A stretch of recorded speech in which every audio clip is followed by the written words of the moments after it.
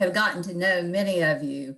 I remember Jean and Mary and Karen when we were writing this grant and putting it together. And our first meeting was in the fall of 2017. I was reading the reports over this past month, and I think we've done amazing work. We're each year to try to think about how we can help develop educators and develop educational interventions to ease student transitions from high school to college or from high school to secondary. I was looking through some old files that I had, and 25 years ago, I found a packet where I was talking to an international group, and I had a sheet of mathematical formula, and there was almost 500 people in that group, and each one of them had that sheet, and I had asked them to talk about in their groups where they thought that different mathematical work would be taught. And I'm telling you guys, there were as many different answers in that audience as there were people almost. And so over those years, and I see Jean shaking her head, we've really worked hard to align and to help professors and teachers and public schools work together to think about, what are the students doing? What are they learning? And while we're focusing in math, people across the curriculum are doing the same thing. I'm an English teacher, an English educator, and we've been doing that for as many years as I can remember. I think we've done much, much better more recently than we did earlier on. And I want to remind us that we're here because of our 60 by 30 effort in this state. And many of you know it very well. And you remember that in 2016, we decided that we had to have a strategic plan in this state that would make for sure that we were getting people educated with some kind of post-secondary education. Again, we're wanting to position Texas as one of the leading states, but we're also thinking very seriously about our global competitiveness. And I've looked, particularly in this past year with the North Texas Commission, listening to our speakers talk about how we're doing and what we're not doing. But as I take a look at the coordinating board data, and all of you can do that, just go to the higheredcoordinatingboard.com and take a look at the progress that we've made in meeting our 60 by 30 goals. And again, that's that we will have 60% of our young people, young adults, 25 to 34 is the number they're using, and that's the statistical area that they're looking at, in Texas are going to have some kind of post-secondary credentials by 2030. And actually the number they're using is 550,000 students completing a certificate or an associate or an undergraduate degree. And even if you listen to Dr. Paradas at the end of his term, he was really pushing hard for master's level work. And again, here in the institutions in the state of Texas. But Cynthia Miller, you'll know this better than most of us here. Not only are we trying to look at the academic piece, but we're really looking at identifiable, marketable skills for our students. Because again, if they're coming out and they can't get jobs, then we're in a real bind, and that's been happening nationwide, not just here in Texas. And so the other area that I think is incredibly important is I saw students every day who were so far in debt from college. This part of the goals of the 60 by 30 is to make for sure that students would graduate with debt not exceeding 60% of what they would make in their first year of work. So if we could do that, and if we could do that as a nation, I think we'd be great to advise Joe Biden on how to get busy. And we've done a great job. And as I said, if you take a look at the coordinating board site, you're going to see that we are meeting our goals each year long. I think there may be one or two demographic areas that we're real borderline with, but it's all there for you to take a look at.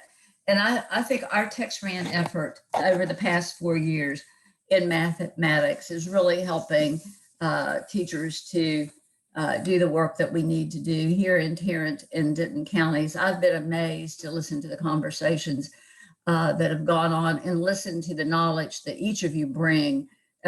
We just have to keep working.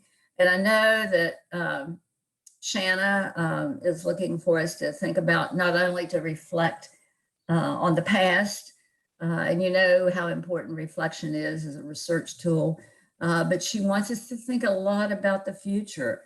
And you know, what are we seeing as our future goals and future implications? And what would you recommend to people coming into education or mathematics? And I would like to even add to that and say, how are we going to recruit the best teachers? You know, what are we going to do? Right now, we're looking at a teacher shortage nationwide of over 35% in the schools, and we're not seeing recruits. As I said in national meetings, you know, I hear people bringing up the year of COVID. And I think about that, and Shanna and all of you in Tarrant County have done some excellent work in thinking about how that has intervened and helped shape or not shape our work as it may be. So today, as you talk with each other and we listen to each other, you know, think about the past, where we've done, think about where we are here presently, but equally important, where we're going to go. And 2030 is not very far away. I sat on a committee, North Texas 2050, about 10 years ago. And, you know, I used to think, what am I doing sitting on this committee? I'm not sure where I'll be in 2050. So we all need to think that way and to allow ourselves time to just pause and reflect. So again, it's my really, really greatest pleasure to be with you and to thank you for all the work you're doing. Mary? Thank you, Jeannie. On behalf of all our Denton County-based universities and our participating school districts, all of whom are members of the North Texas Regional P through 16 Council, welcome to this 2021 symposium of our parallel two-county projects, which are funded by the TexRAN initiative of the Higher Education Coordinating Board. Among the grantees of TexRAN, our projects are really unique in their focus on one discipline and in their fostering of inquiry about the impact of curriculum on student learning and performance. We faced a number of challenges in 2020-21. First, at our first meeting this year, most of our participants who are math teachers were teaching totally virtually, and some people were working with hybrid models, which may be even easier or even more challenging to deal with. So our first focus was on just how we could help one another do our best with teaching remotely. And then in Denton County, a challenge is how Elizabeth Howell has been missed, because Jean and I depended on her for leadership with us of this ongoing series. And, you know, even though Jean and I have relevant work experience and both of us were good students of mathematics in college, we are not mathematicians. So we depended on members of our group for leadership, and we found it. I am so pleased with how well mathematics faculty from TWU, UNT, and NCTC have worked together, along with our high school mathematics partners from Denton and from Louisville, to bring lots of rich knowledge bases to our program, High school and college faculty have collected and shared new kinds of data that have implications for deepening learning in mathematics. And we've raised good questions, ones we've not considered before. So that's been a highlight of our year. And then, of course, all of us in the United States this year have had occasion to reflect more deeply on equity and how it can be more nearly achieved in the teaching of learning of mathematics. We've seen the impact of inequities in technology. In February, our DCAN group had the chance to listen to a panel of students who talked about their struggles in moving from learning in mathematics in high school to entering college. Some of them told us about their experiences with pathways, with dual credit, advanced placement, alternatives to developmental education. The challenge of today's session is to discern whether and how our discussions of this year offer direction for teaching and learning of mathematics to our most vulnerable students. So welcome to our joint symposium. We look forward to the sharing of our collaborative work.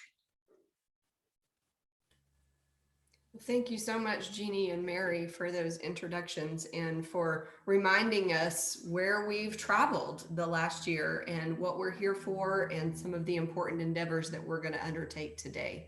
I'm going to start sharing my screen and take a look at today's agenda to give you an idea of where we're headed. And then I'm up first for a presentation from Tarrant County, so I'll go straight into that. Give me a second to share my screen.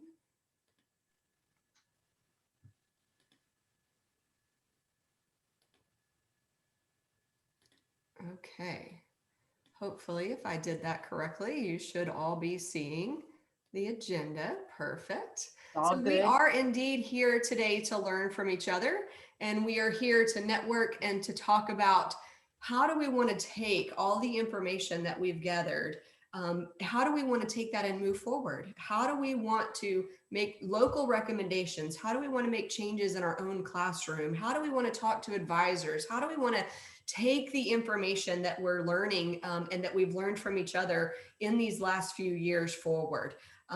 As you guys know, the grant is ending this year. And so we want to make sure that our work really has an impact in local education. And so be thinking about, as we're doing our presentations today, as we're reviewing some of the material, pardon me, and some of the things that we've learned over the last year, be thinking about how that resonates with you, what implications that has for our own classrooms, for our local administrators, for our local advisors, for our local students. What can we really do to make a difference with the information that we're presenting to you today?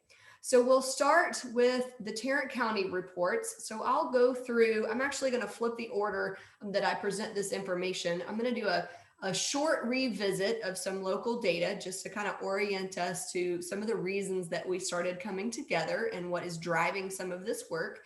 Then I'm going to talk to you a little bit about the culture study that we did last year, because as we have discussed in our groups, we feel like students are not doing well, not just because of skill, but also, and especially this last year has taught us, right, that the culture and the environment and everything that goes on in the outside of education, all those peripherals also have an impact on education. So the culture of what's happening in education is really important for student success. And then I'm going to share some results that I know the Tarrant County team has already seen, but I'm going to share some results for the COVID survey that we did, just so that you can get an idea of how local educators responded during this last year. I think you will actually be encouraged by some of the results that we will share with that today, because while in Texas, we felt that we were heavily hit with COVID. If we compare kind of our experience to what has happened across the nation, I think there were a lot of blessings in Texas, and we had a lot more opportunity and some freedoms that other educators across the nation didn't have. And I think we responded as Texans do, right? With positivity to do the best that we can. And I think that came out in the survey. So I'm excited to share those results with you. We'll have a little bit of time to reflect, and then we'll take a break somewhere around, 10:05, 10 o'clock. And then we'll turn it over to the Denton County team for their results. We've got some exciting things coming up, talking about sequence, getting to college, talking about dual credit, and then increasing opportunities. We'll have a reflection after that segment, and then we'll take another quick break. And then we will wrap up and really focus on sharing our thoughts together about what future implications we can provide, if we can have any local recommendations, whether it's our own classroom changes we think we might want to make there. Advisors, like I said, you don't have to think, about state legislature, although that, grandiose ideas would be great. Just think local. Like, what do you think we could do with this data that would really have an impact in local education? And then we're going to celebrate, right? Because we've been working together for 4 to 5 years now. And so we want to celebrate all of the good work and our time together today. And so we'll have some fun at the end of our time. Okay, with that, let me switch over to my presentation, and I will go ahead and get started with that.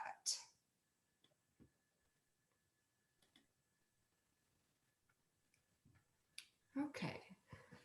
So as you know, we've been talking for the last few years about vertical alignment in mathematics, and we have shared all kinds of things from curriculum to syllabi to you name it. We have talked about it in the scope of mathematics for the K through 12 sector. Specifically today, I'm going to talk to you just a little bit, just briefly. We all know a lot of the statistics around readiness and student success. And I know our Denton County group has some exciting things to share about pathways and things. So I don't want to steal any of their thunder. So I'm just going to do a little bit of data right at the beginning to introduce us. And then I'm going to move straight in to the culture study and then the impact of COVID on education. So I'll start with some numbers that we are very familiar with. TSI completion upon leaving high school. So this is from the most recent TEA report. You can see that for the first time in several years, Region 11 has actually dipped below state readiness in the all category and in the math category. So while we are doing well with a lot of things, we are actually below the state average for those who are graduating TSI complete upon leaving high school. So it presents some additional difficulty as we move forward. Less than half of our students by TEA standards are ready for college when they graduate high school. Now, we also know if we compare that to the coordinating board data, not all of these students go to college, right? Of this subset of students that go to college, about 59% of them are TSI complete. So a little less than half are leaving high school, TSI complete. Somewhere in the ballpark of about 60% of those students then make it to college and are TSI complete. Now, when they get there, we know that they're doing okay, but we have some room to grow. Based on some combination of some of the data that I had from UTA and TCC, along with some data combined from the coordinating board at community college, of those 60% of students that come in college ready, about 60% of them pass their first level, college level math course.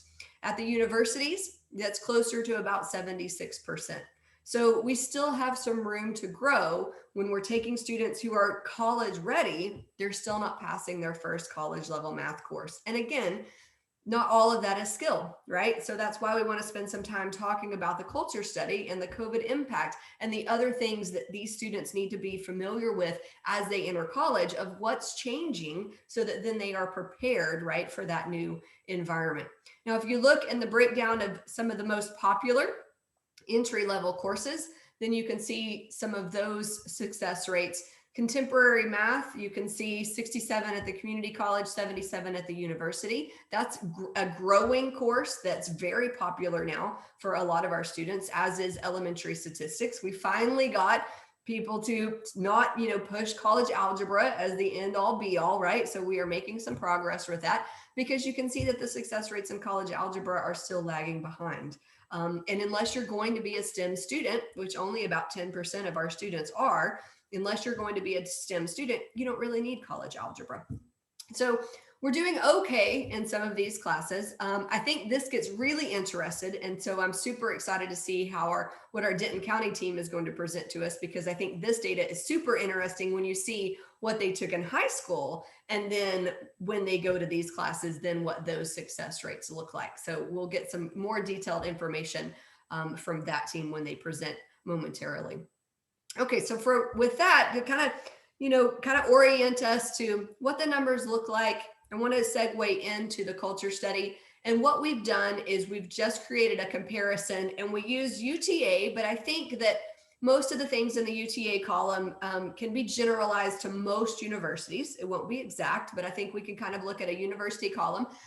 Same with TCCD, with the Tarrant County District. I think that can be not exactly, but mostly generalized to most community colleges. And then our high schools are representative of the Tarrant County high schools. Everybody put in their information, and so we really looked at something that I think can be generalized to local areas and local high schools. So we'll have some great comparisons between university, community college, and high school. And I've highlighted some of the important things. So we'll start with student responsibilities.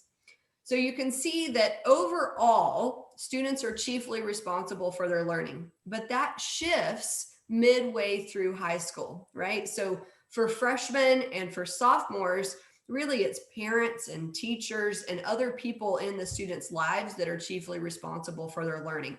Well, students have to take control, right? They have to make those decisions, and they have to actually show up, right? So it's really, that shift midway through high school where students start to become chiefly responsible for their learning. That shifts again when they get to the community college, because where, in high school, other people can initiate support for the students. It doesn't have to come from the students. A teacher can recommend them, an administrator, a parent, everybody can say, hey, you need additional help, and you're going to go do this.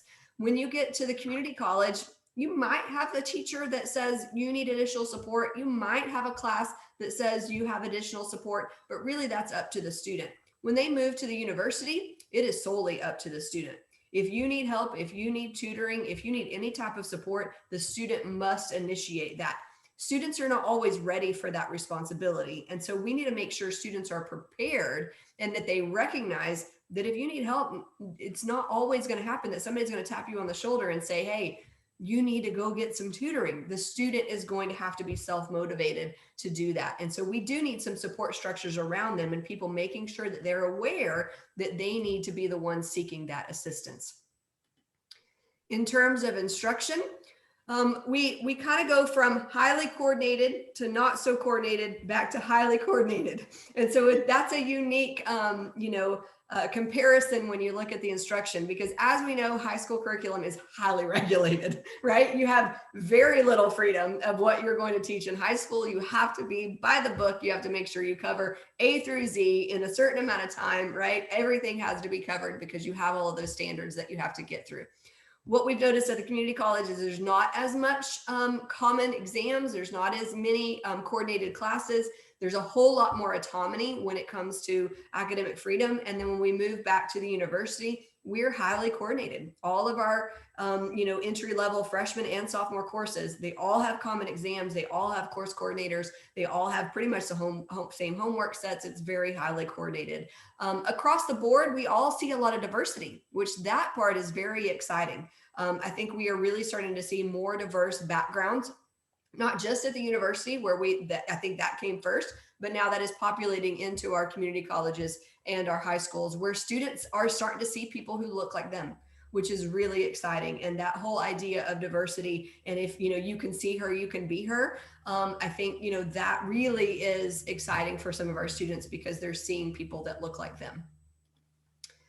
In the classroom, I think this is probably one of the most obvious culture shocks for our students, because you go from classrooms roughly 20 to 30 in the high school, and you still stay 20 to 30 roughly in the community college. And then bam, you hit a huge classroom when you get to the university. And so our smallest size at the university is 60 students. Our largest size for in-face instruction is 150. If you're in an online class, you might be in a class of 250.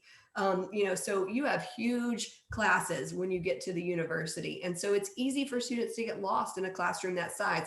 And so tying that back to support, if you're in a huge classroom, nobody's tapping you on the shoulder that says, hey, you really don't get this, you need to go to tutoring. It's really easy for students to get lost in the process and in the pipeline. And so again, just making sure, as parents, right, that have kids going through the pipeline, as advisors, if we can, let them know, make sure that we're checking on these students, right, and have some support around them, because there's a lot going on. They're on a huge campus. I mean, we have 420 acres, right? So they're walking all over the place. It takes 15 minutes to get across campus. They get lost, which classroom. It's a lot for students to undertake, right? It's a lot for students to get used to when they're used to a smaller environment and a smaller world. Class structures, this varies really across the board. The exciting thing is that mathematicians are using active learning techniques. Like, we are educators, right? We find the best practices for our students and we use what works for them. So you will commonly see traditional lecture, you will commonly see hybrid modalities with computer labs, you will commonly see group activities and recitations. And that is the same really across the board. So while you probably still see more traditional lecture at the university, we have more group work and recitations and active learning than we've had before. So we're actually learning from our high school counterparts, right? And really developing some teaching techniques that work for our students. So I think, excuse me, that this is really helping our students make some adjustments, because at least in the structure of the class, they are seeing something that they're familiar with. Now, one of the things that we now have at the university that is helping some of those underprepared students is that we have these co-requisite classes, which are relatively new. We've only had those for the last couple of years, really started that endeavor in 2017. There were some universities and community colleges that experimented with some things as early as 2012. But as a state model, this is really a new endeavor for Texas. And I think that really is the wave of the future as far as the community college and the university. The co-requisite classes, just to give a little definition, right, is students who are taking developmental coursework at the same time that they're taking their credit level coursework. And we're seeing tremendous success with our co-requisite classes. And so I think that's super exciting. And it's a way to take our students that come to us that are still TSI incomplete, still not quite ready for college. It's a way for us to provide that support structure and help them through that first credit level course, to give them that first taste of success and to help them be supported in that math course. Technology is probably one of the other areas that's our biggest difference still. At the university, we have one course that allows a graphing calculator, and that is the business calculus. Nothing else allows a graphing calculator at the university. And I think that for our students is one of the biggest shocks when they come to us, because they all come to us with graphing calculators for the most part. They have one if they have a calculator, because they're heavily used in high school. We are starting to see that juniors and seniors, they have some parts that are non-calculators, some parts that are calculators. So I think that is helping.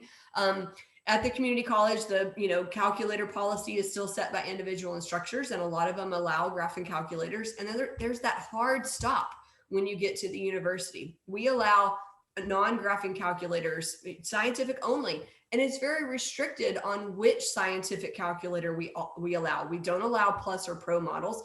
In a lot of our classes, we don't even allow the multi-view. It's basically a TI-30. That's it.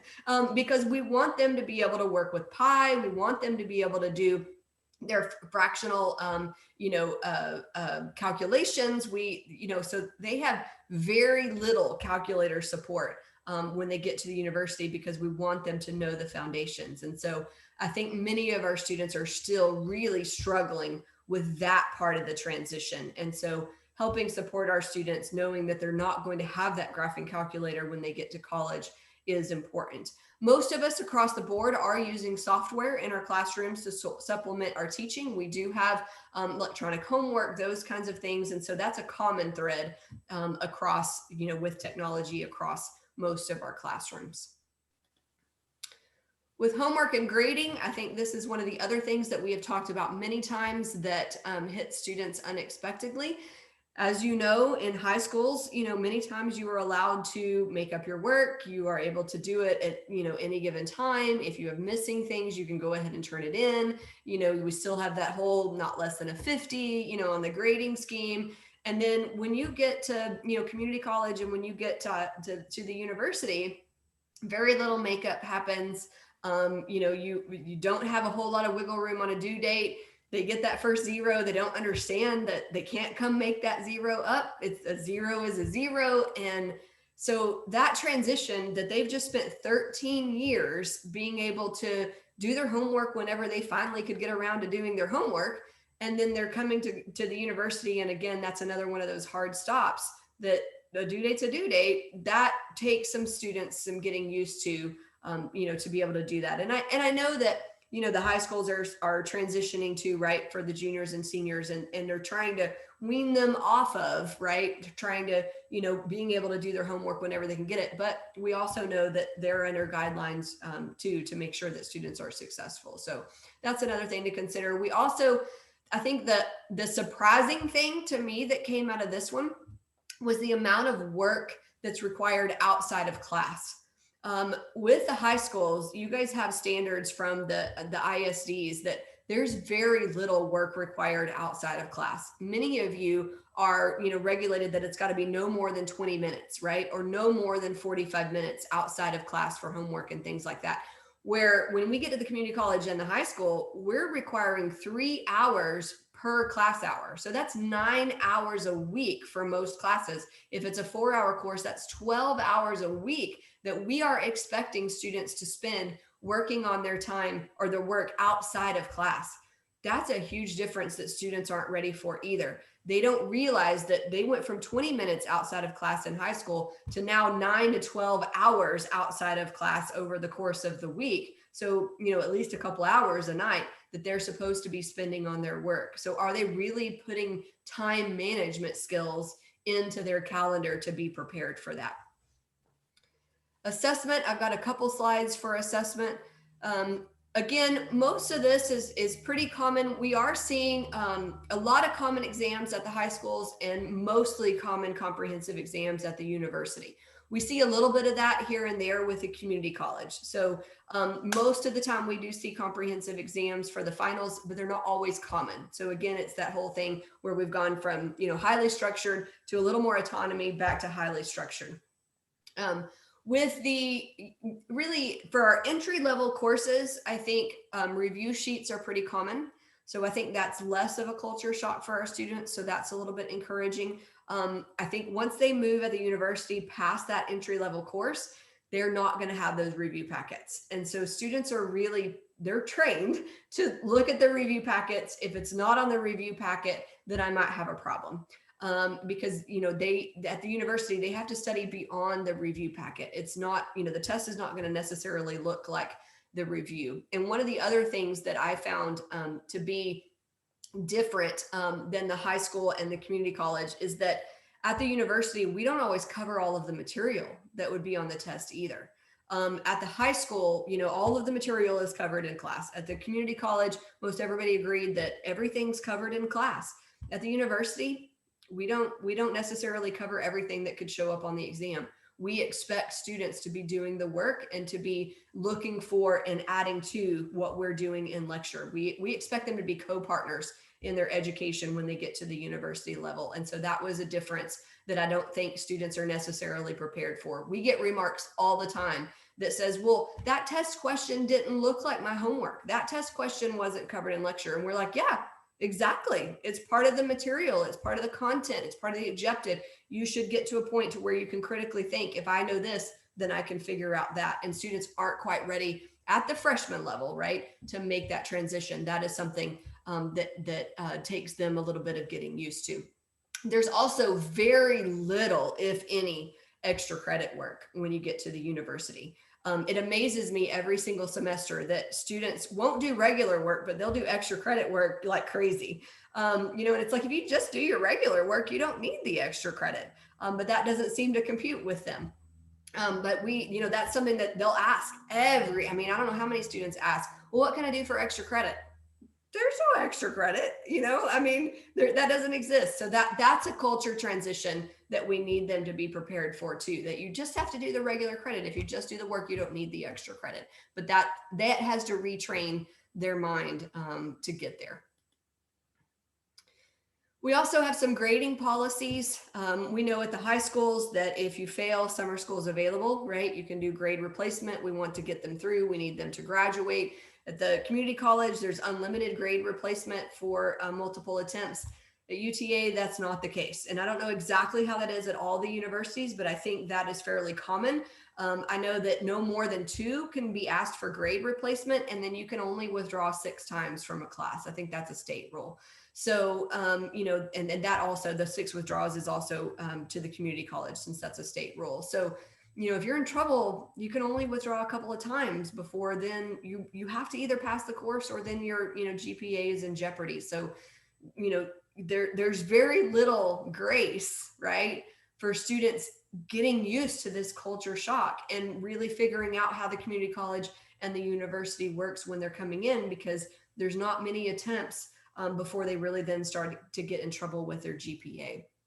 I think attendance is another thing that we see, students, they're in control of themselves when they, get to the community college and the university. They're not required by the state to attend class like they are in high school. Nobody's going to hunt them down like they do in high school to figure out why they're truant, right?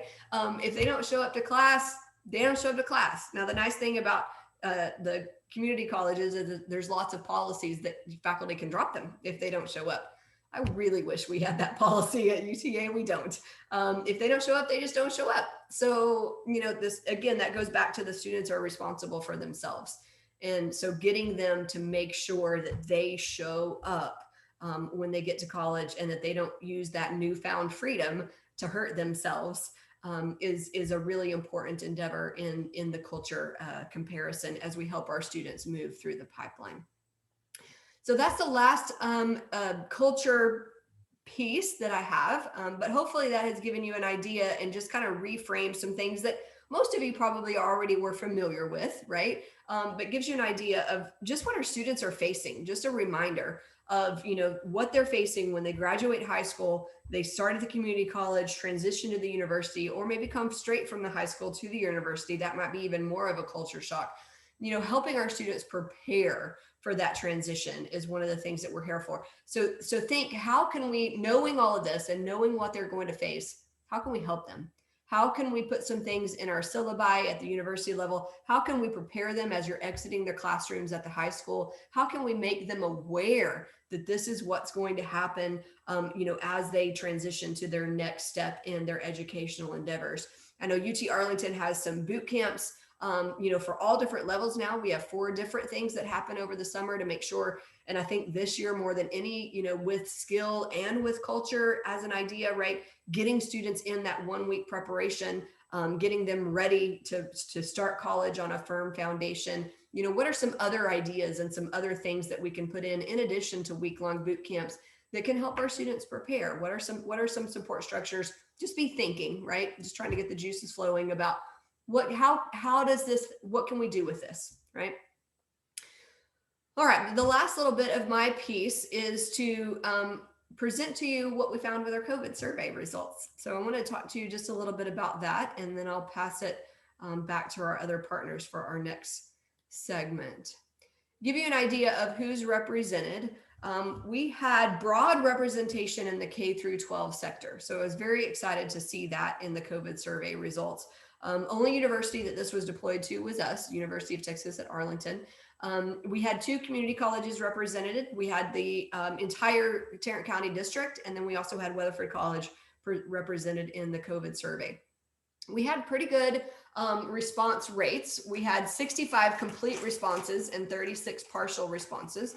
Most of our respondents identified themselves as female, and then you can see the breakdown with race. Even though we have some diverse populations in our educators, we didn't get a whole lot of diversity necessarily with these results. Majority of our respondents were overwhelmingly Caucasian. So that's one area that we didn't really get representation from other ethnicities.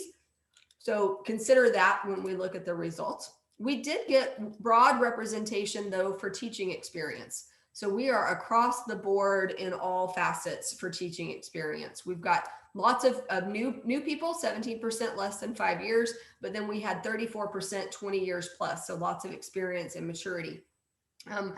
As far as people coming from the perspective of having children at home, 35% of the respondents had K through 12 students at home, 12% had college students at home. So they're seeing it from both perspectives. They're seeing what their students are going through, and they're seeing what they're going through as educators. And then you can see the breakdown. A little over half of our respondents were in the K through 12 spectrum. And then you can see if you combine the others, we had about 40% or so at the 2-year and 4-year combination for educators there.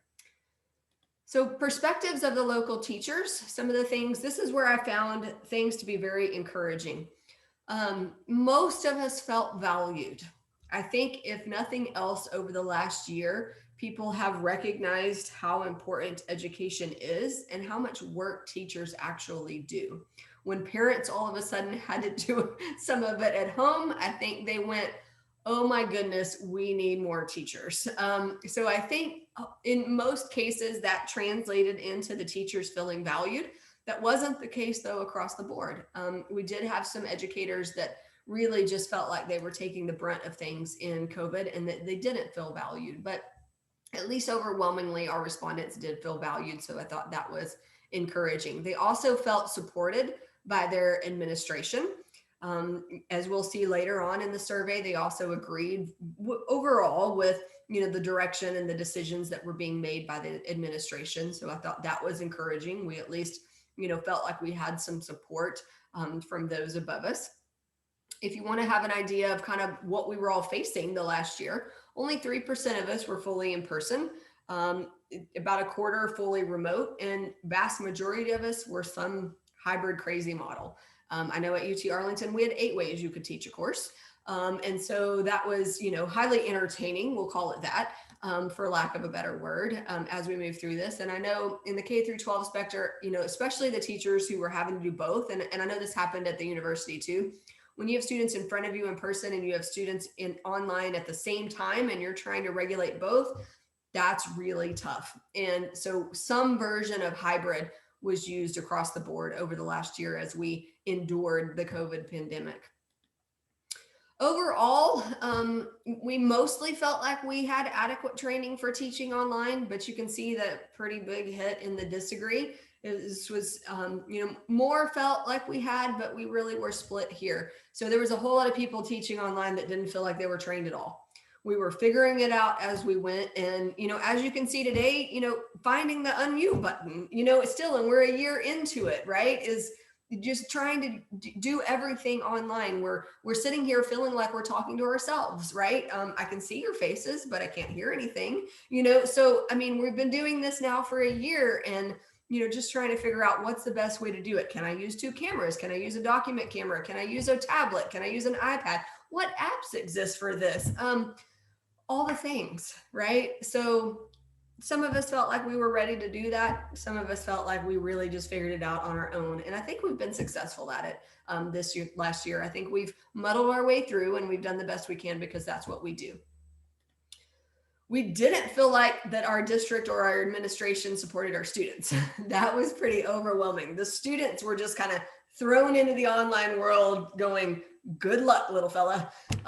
We did give, some of the districts, I think more than the university and the community college did give some technology support to students. I know iPads were passed out, Chromebooks were passed out. We had hotspots, things like that were passed out.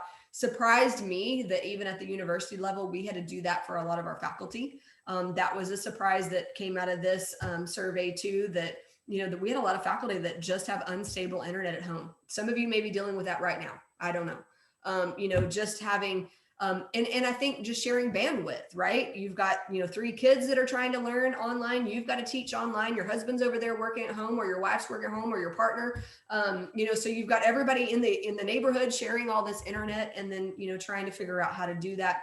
But overwhelmingly, it was pretty clear that while our students seem like they're raised in a technologically savvy generation, What we found pretty quickly is that they don't know how to do academia online. And then that was a big difference that they weren't really prepared for.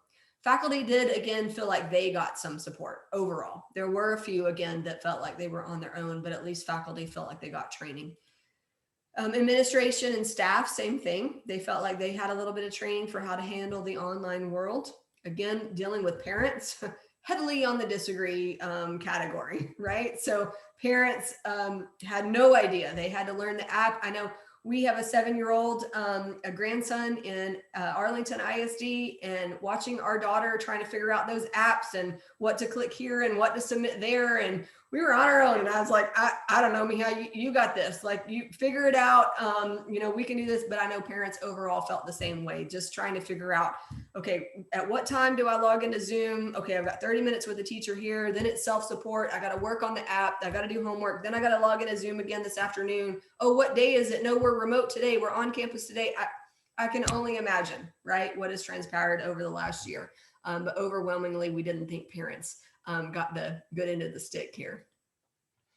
Kind of neutral, really, if you average that out for consistency. I think that was one of the biggest problems I know on our campus, is that we lacked consistency in the technology that was being used, which added to people's and students' frustrations, because some people are using Zoom, some people are using Teams, some people are using this or that. And, you know, we're using Canvas or we're using this, but your lecture's over here and your coursework's over here, and you've got 15 different logins, and then, you know, multiply that by how many classes you're taking, and everybody's doing something different and the grades are stored somewhere else. I can only imagine, right? Because the technology just hasn't been consistent. And while we want, as educators, a little bit of autonomy and academic freedom to choose what works best for us and our discipline, sometimes that's hard on the students. And I think we forgot that, you know, when things aren't consistent across classrooms, it really makes it hard for students to remember what they need to do when and what platform is supposed to be used for that. Despite everything, overall, we felt mostly satisfied with our courses. I think, you know, sometimes, you know, we had a bulk in the disagree category. I think that just means that we felt like we were just getting along, right? Like we were just surviving from day to day. Our course is okay, but I could have made it better if I had time, right? But overall, I think we were pretty satisfied with the way that we were able to present things and get things together and shift into that online environment, which was encouraging. Again, overall, as I mentioned earlier, we were mostly satisfied with the decisions the school was making.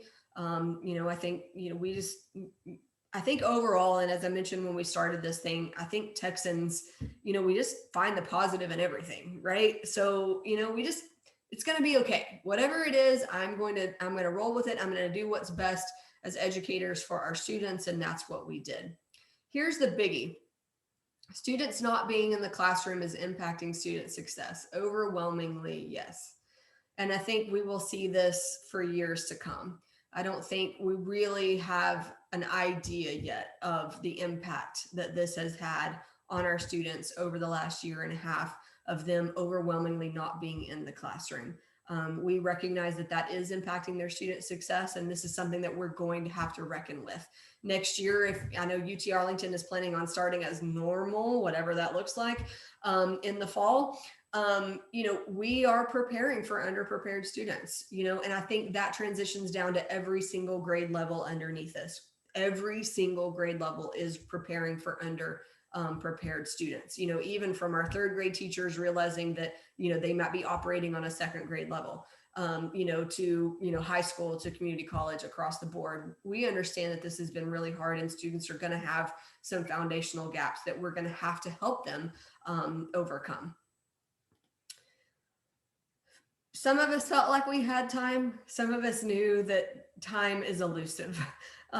We, you know, I am grateful that so many felt like they had time to meet the demands. I also recognize, I know for myself, I feel like I've blinked and the last year has gone by and I have no idea what's happened. You know, I felt like I didn't have enough time. So, and I think this was really kind of split. You know, I think people, you know, felt like, okay, yes, I can tackle it.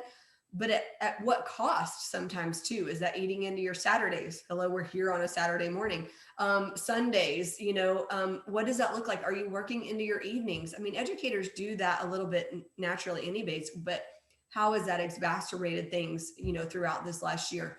Do you have enough time, but is that eating into the family time, the other time that you need to, be spending for self-care and other things? Adequate access to internet at home was kind of across the board. Really, it's kind of, give or take, that was split down the middle.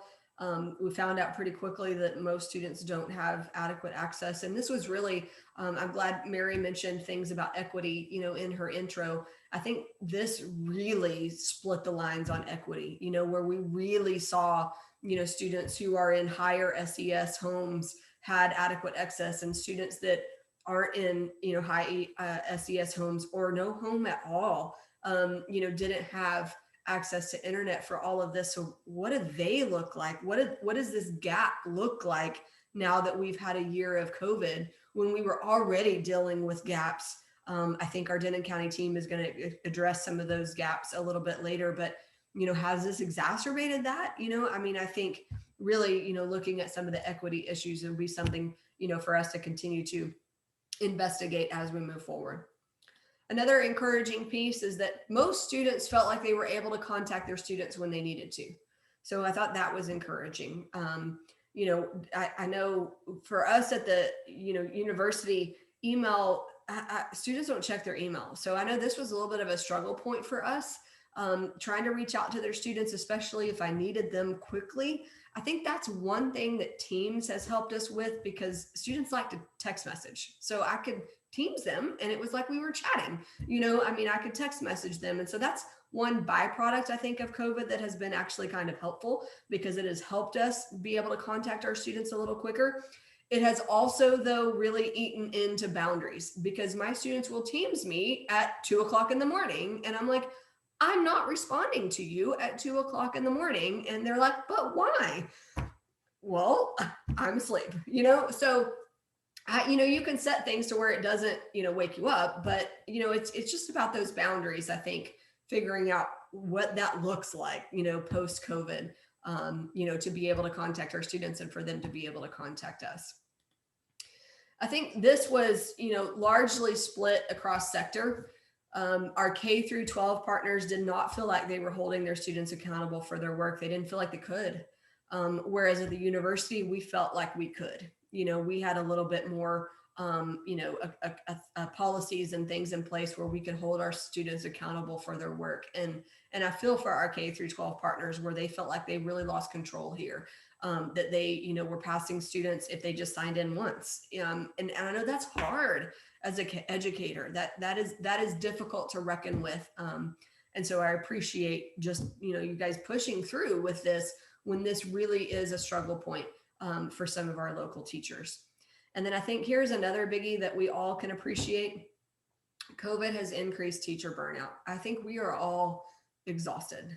And I don't think exhausted is even a word. Like, it needs to be past exhausted. Whatever that is, that's where we are at this point. I think we're just tired of the online. We're tired of everything. We're just tired, right? We're just a little bit burnt out. Everything has been kind of hard this year. So, I think there's some solace in us recognizing that and then coming together like we're doing today, because we can support each other in those things and recognize that we're in this together. This is a community. We all kind of feel burnt out together, and that there is a little bit of, like I said, solace, in the misery, right? We're in this together and we can support each other doing that. Another encouraging thing is that most of us do plan on staying in education. Couple of people are deciding, nope, see ya, I'm out. This is not for me. But overall, most of us are in this because it's purpose for us. It's lifelong work to benefit others.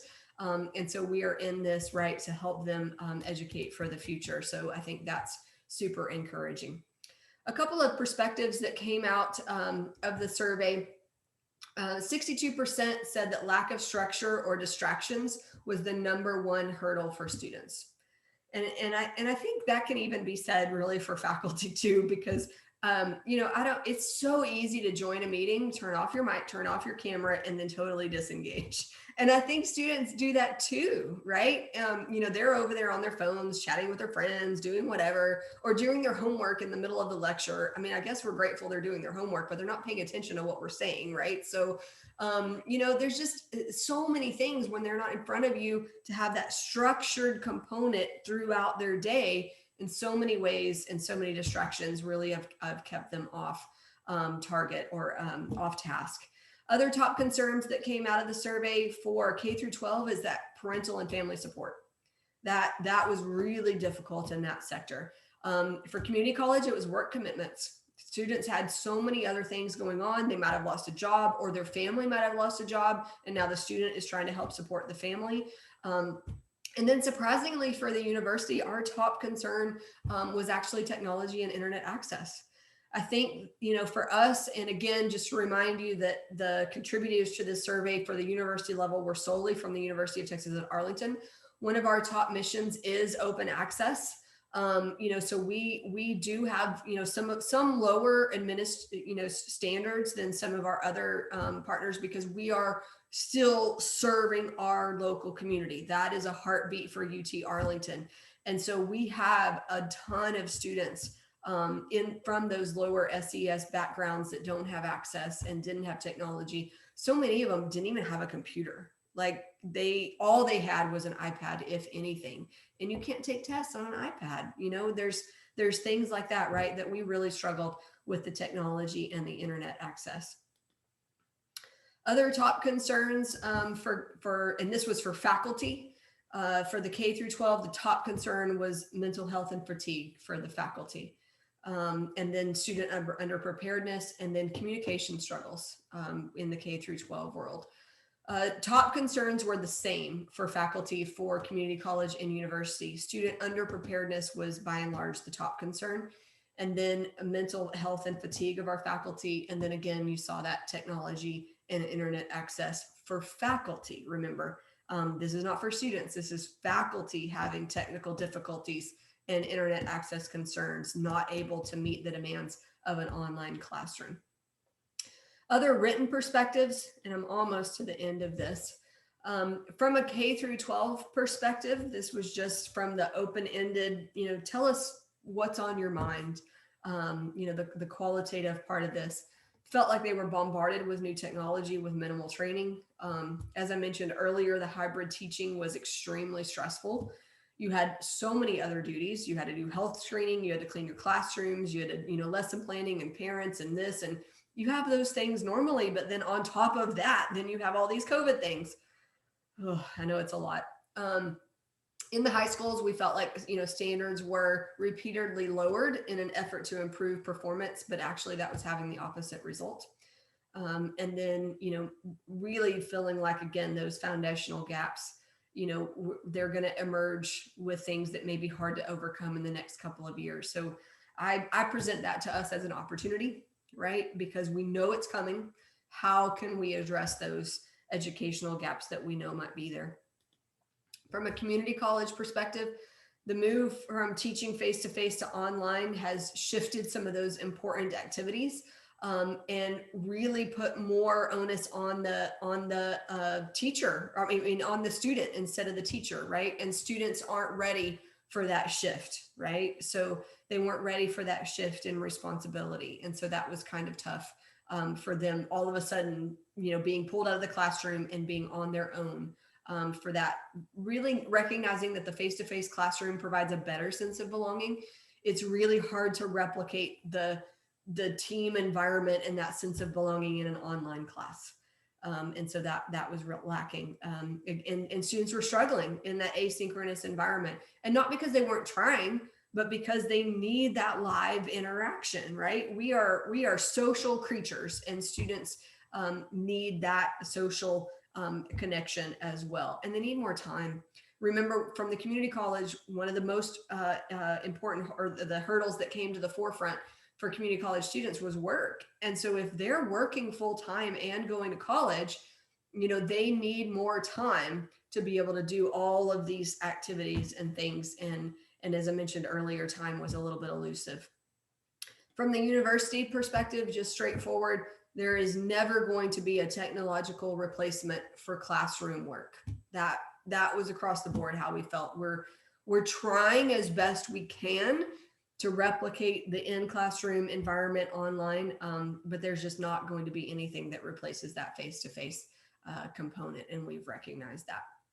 A couple of other overall perspectives, and you kind of, it runs the gamut. Started out as, this is horrible, I don't ever want to do this again, and then ended up with, but we can tackle anything. I think this really has showed us that we are resilient as educators and that we really will do anything we can to help our students be successful. And so I think that has provided us with some highlights in our own character and in our character of our local educational community, because we will do whatever it takes to help and support our students. And so I think that while we were miserable in the process, it was really encouraging to know that we are trying to tackle the big things, and that we can do this to help our students. And so that's the end of that part of the presentation. And so next in the agenda is just some open time just for a few minutes for question and answer. So I'll end my slideshow and my screen share here, and we'll just go back to, we'll take just a couple of minutes before we go to our break.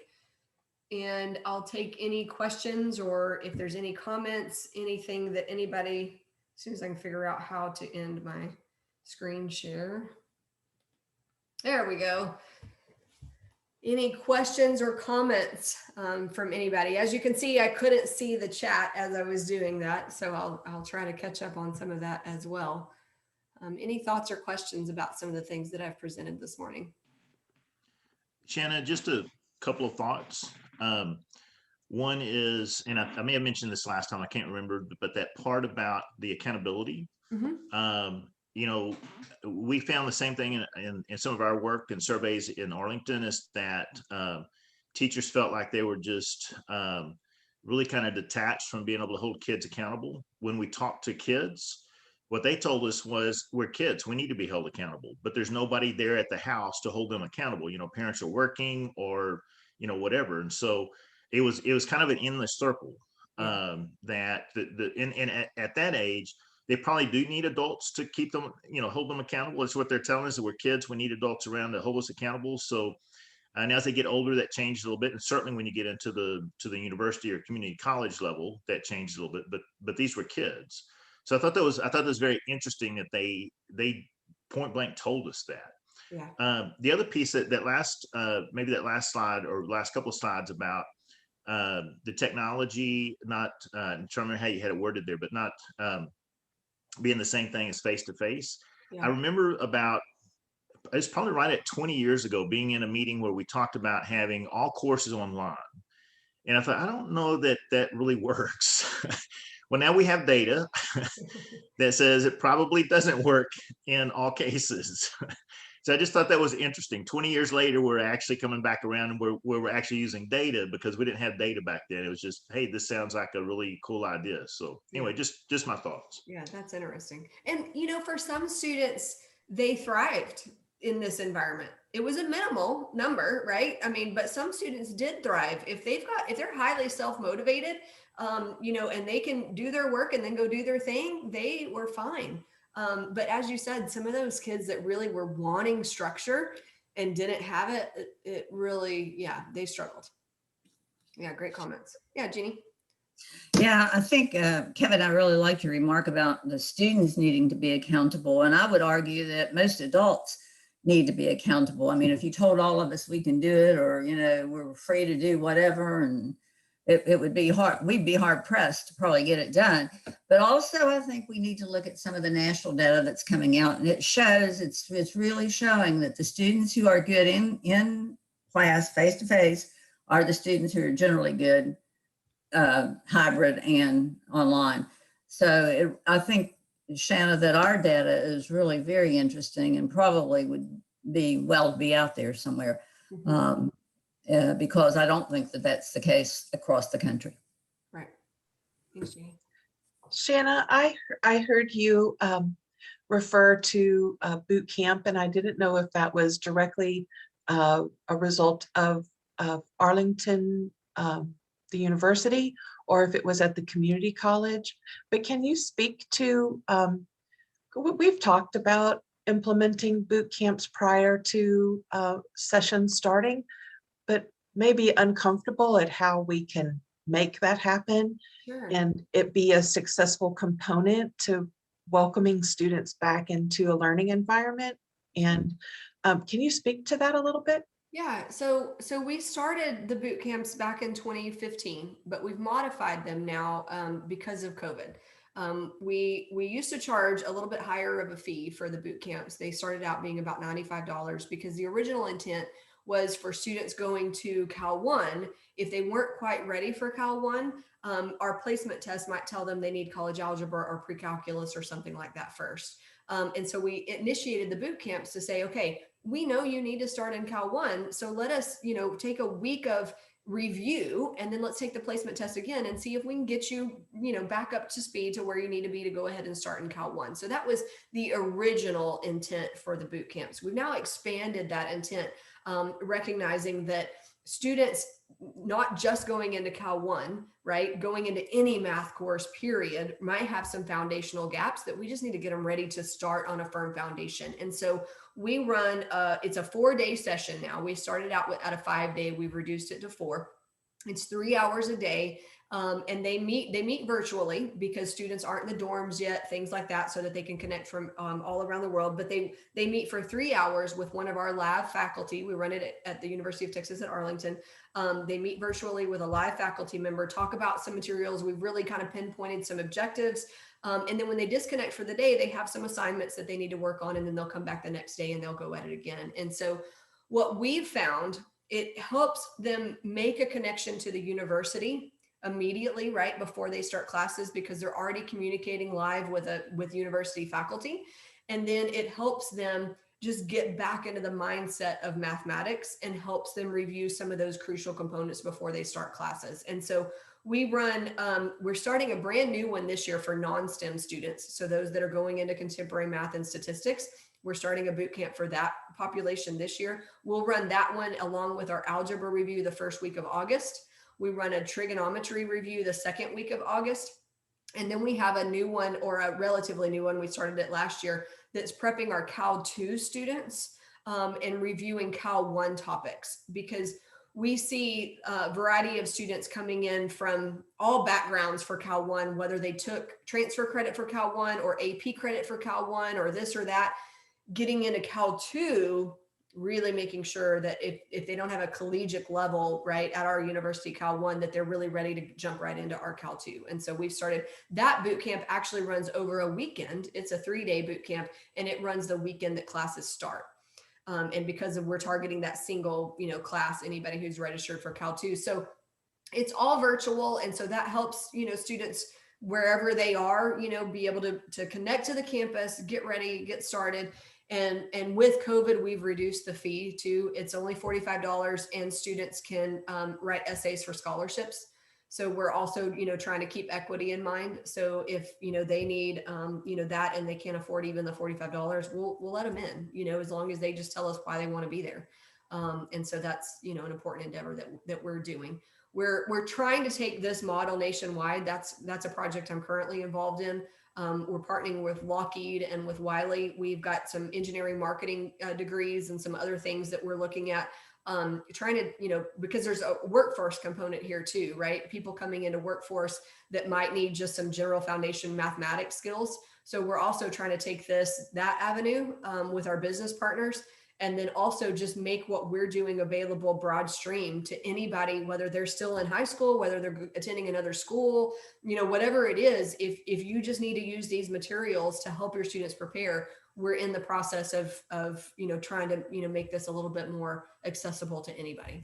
So Shanna, are those are optional for students, or are they are required? optional. Yeah, they're optional. We market it at the orientations. We send a lot of information as soon as students start registering for classes. I like doing it at orientation because if we can get it to the parents, usually then they'll get the students enrolled, so that helps quite a bit. And so with that's the other thing we do have to consider with the data. Our boot camps are successful, but it's, got the self-enrollment, thing in it, right? It's not a requirement.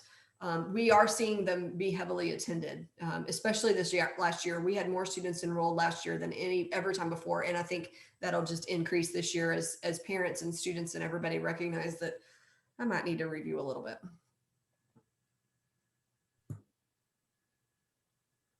Yeah, Linda. I was just going to add that in Arlington, at Martin High School, we have the STEM Academy. Mhm. And we have something like that for the students that come into the STEM Academy. We do it in August usually, and we do it for a week. And so the students that are coming into the STEM Academy, their freshman year, are coming from different schools in the district. And so a lot of them haven't ever been to Martin. A lot of them are leaving their friends behind to be able to come to Martin. And so we found, and you have 150 new kids coming in, and the building is big and it's a little overwhelming. And so we do have what we call a summer bridge camp. And it's the same idea that you were talking about. And we found it to be really successful, that by the end of that week, they've made some friends and they feel a lot more comfortable and they've met all the teachers. And, I think it's a really good thing.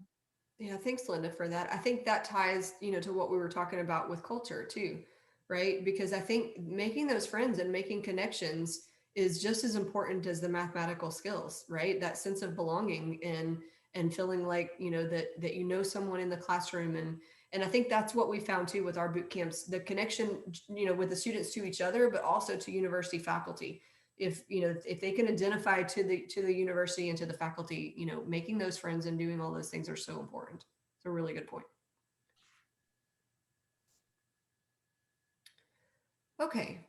I know that we are about 10 minutes behind schedule. So we had scheduled a break. If we can just maybe take a 2 or 3 minute break, and then that'll give our Denton County team time to just gather and get ready for their presentation.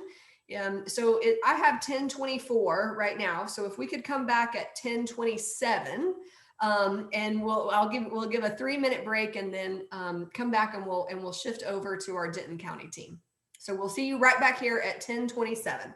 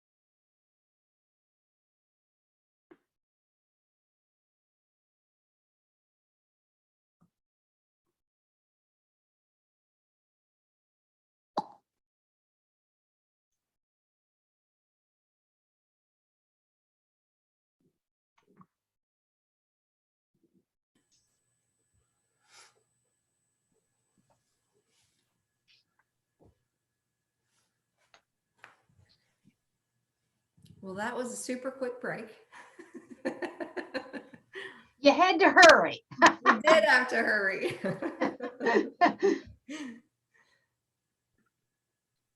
Well, welcome back from your flash run, to a facility, right? And then maybe back to the coffee pot or, wherever.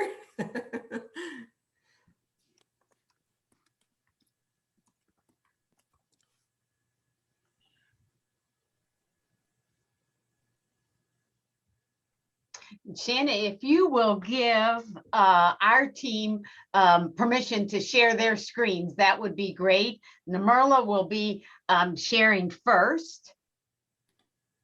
Okay, I think they should already have, I think every participant should have screen share privileges, no? Okay, I did ask her Grace during the said break no, and she so I'm said she thinking couldn't. maybe not. Okay, let me see here. How do I do that? Well, we're going to do a little different approach than our Tarrant County. You're going to hear from the people who really did the work. And our first question was looking at some of the sequencing of our high school math courses and then how that provided success for the college math courses. And so Namerla from UNT and Ben from North Central Texas College and Shonda from Texas Women's University are going to give us a little bit of insights and findings on their work and really pose some questions for us. So Ben, you want to take it away? Oh, I'm going to begin first. Okay, Namerla. Yes. Great. All right. Good morning, everyone. It is my pleasure to get this presentation started. I believe that we have roughly 40 minutes overall for all of our presentations. So we're going to try and keep our presentation to under 15 minutes, possibly, so we can answer some questions, and that way our other groups can also have their time to present. With that said, I will now go on and introduce our question. So we call ourselves Denton County Report Presenters 1, Group 1. So like Jean said, our predominant question that we are exploring for the past year is this: what math courses and in what sequence lead to student success? There are so many different approaches that we took to answer this question, or I would say address this question, not answer this question, depending on the on who the team members were.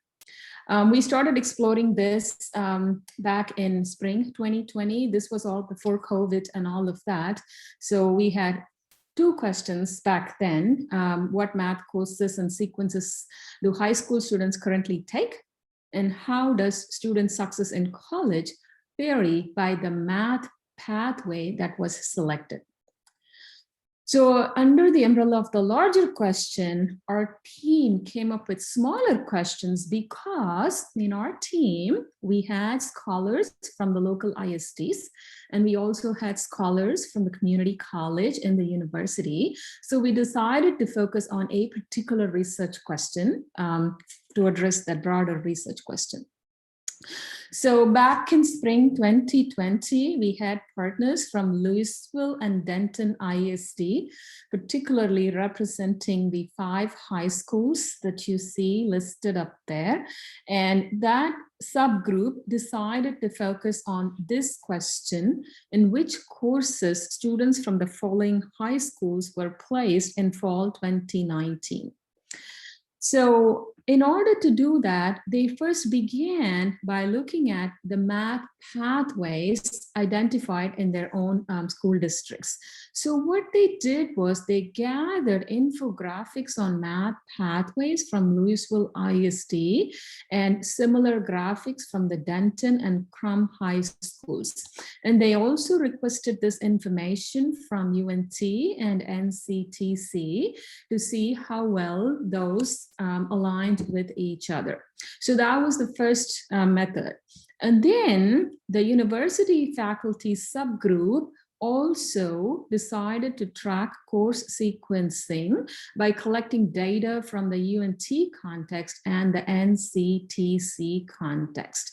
And the way we did that was we approached the data analytics and institutional research team on campus, and we particularly asked for information about the courses listed under Group 1 and Group 2, college algebra, college business math, and quantitative reasoning course, which is Math 1580, and then intro stats course. And then we also have 1190, which is business calculus, Math 1350, which is math for elementary teachers, and Math 1650, which is pre-calculus.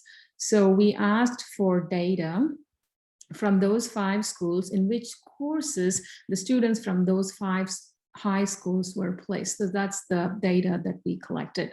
I know that NCTC did it slightly differently than we did, than what we did here at UNT, but I'll let Ben speak more about that later. So these are the infographics that was presented to us about from our scholars in the high schools. So I won't talk a lot about that. I will display this briefly, and then if we have questions about any of these, we can always come back to this and spend some time discussing that. So what you see there is what Louisville School District has on their web page.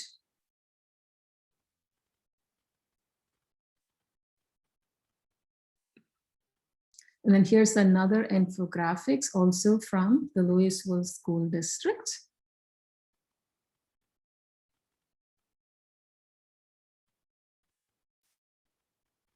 And this one actually is helpful to advise students based on what career pathway that they like to choose. So that's why this is organized slightly differently than what we saw on the previous slide. And then we have a similar infographic from the Denton High School. And it follows students from 8th grade through 11th, 12th grade based on where they start. They started at 8th grade math or algebra 1 or geometry. They go through all of the sequence, and this is where they will end.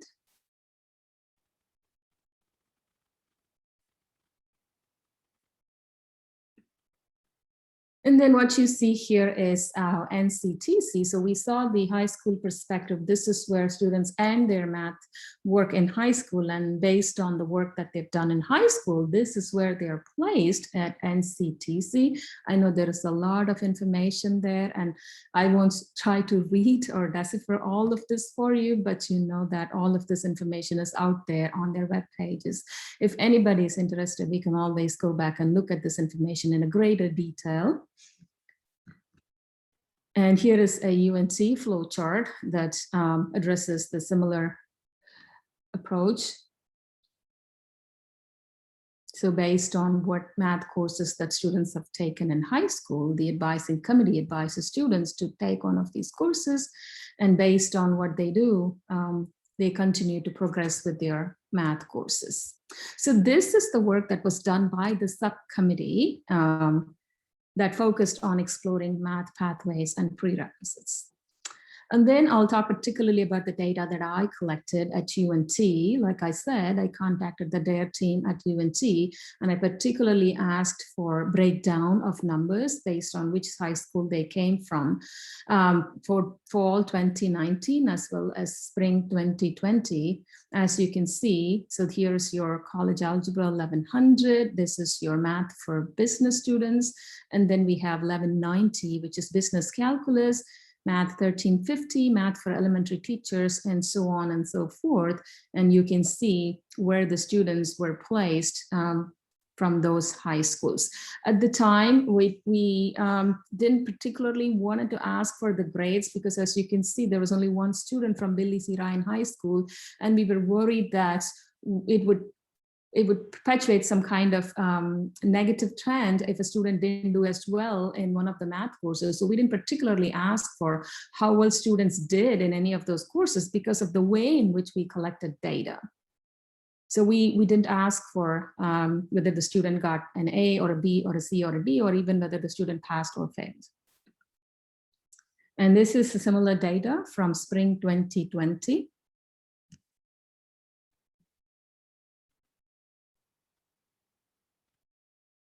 So with all of this data collected, we were thinking about, should we go back and gather data in a slightly different format rather than organizing data by the high school? Should we just look at data by the courses and just completely ignore the schools? That way we can look at how successful the students were in each of those courses.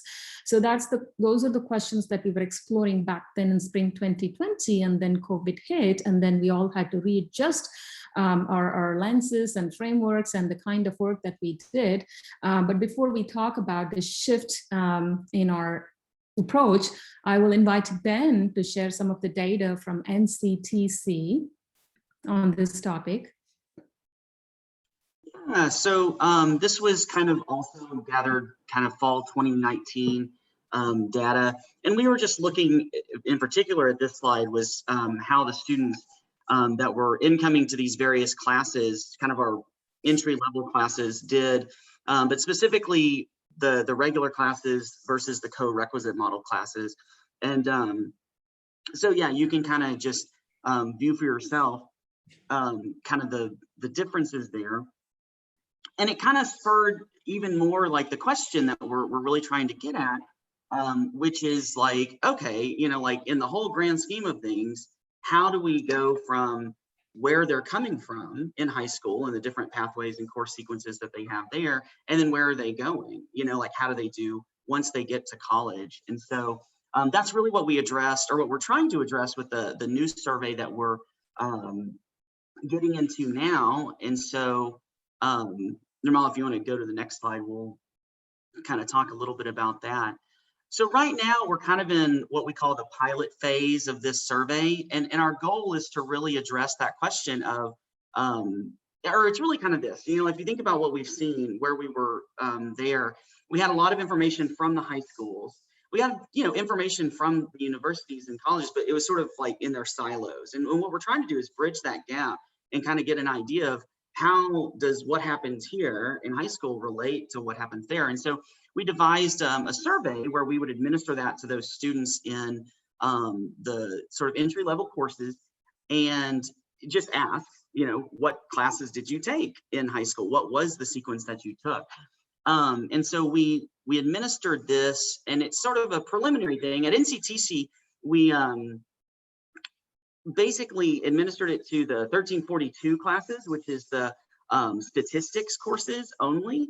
And, you know, just to kind of get an idea of how well is the survey going to work. Our plan is really to implement this in a larger degree, at least at NCTC. I want to make sure we hit all the entry level classes starting in the fall. But this semester, we were able to administer this and get some preliminary data and really get an idea of how well the instrument worked, the survey itself, like how did students respond and was it what we were looking for and so on and so forth. So you can go ahead and go to the next slide. Just a little bit of an idea of what the survey looked like. Of course, we asked them the obvious questions. What classes did you take in 9th, 10th, 11th, and 12th grade? But we also asked for some other things that we thought were important in bridging that gap. Like how did you get placed into the current class that you're in? Did you meet with an advisor? Did you choose yourself? What placement exams did you take? Like did you take the TSI? Were you exempt, et cetera, et cetera? We're trying to kind of gather information about that how it gets from high school to college. And so we asked a lot of information on that as well. And you can go ahead and go to the next one. So this is kind of just a look at what that looked like. You know, which class did you take in the 9th grade? Were you successful? Which class did you take in the 10th grade? And so they would just kind of select what they were in each grade level. So, like I said, at NCTC, we just focused on the statistics courses, and we were able to gather information from 8 of those courses. 68 students total responded to the survey, and we were able to pull the midterm grades, kind of how they were doing about halfway through the semester. So like I said, it's preliminary, but at least it gives us kind of a look at what we're looking at. And so some of those results are as follows. So here was just a table that describes the pathway that students took in high school. So that's 9th, 10th, and 11th grade. And then how many in that, you know, the 68 students that we gathered were in each of these pathways, and then what was the average grade in there, or if they dropped from the class by the time that we had taken that survey. Now, you might ask, well, what about high school, or what about the senior year in high school? When I was kind of piecing together the data, it's like the 12th grade, it really kind of like split into like a lot of different directions. Like students could take AQR or math models or no class or whatever. And so I decided, let's just focus on 9, 10, 11, and then kind of see how they do from there, just to keep it a little bit more manageable. And yeah, like the data sets are pretty small. And so I'm sort of hopeful that when we roll this out in the fall, that we'll have a little bit richer data as far as just numbers to get a better idea. But some of the things that I thought were sort of interesting were just how many different ways the students could kind of go. You know, like, you know, they could, you know, either starting in algebra or geometry in the 9th grade, just how many different, you know, pathways there actually were. When you looked at the midterm grades, some of the things that I thought were sort of interesting, or just sort of note, is like, you know, for this pathway that starts in geometry and then goes to algebra 2 and then pre-calculus in the 11th grade, right? So you would think, wow, if they're taking pre-cal in the 11th grade, they should do really well, you know, in college. And yet they were one of the ones that were scoring lower than the total average of everyone. They were a little bit below that. And of course, it's only you know, 5 students there, but still I was like, well, what's that? So when I look back, it's like, well, what did those students do in the 12th grade? Well, a lot of them took math models in the 12th grade, and then some of them didn't take anything in the 12th grade, right? And so it's sort of a weird, you know, like you would think one thing, like, wow, these students are going to be doing great, but then they really weren't, you know, like they ended up not doing so well.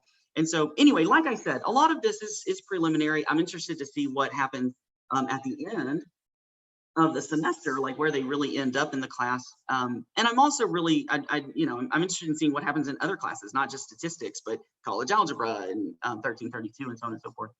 I did also want to look at, just to not completely throw away the senior year and what happened there, how they did based on what class they were in the senior year.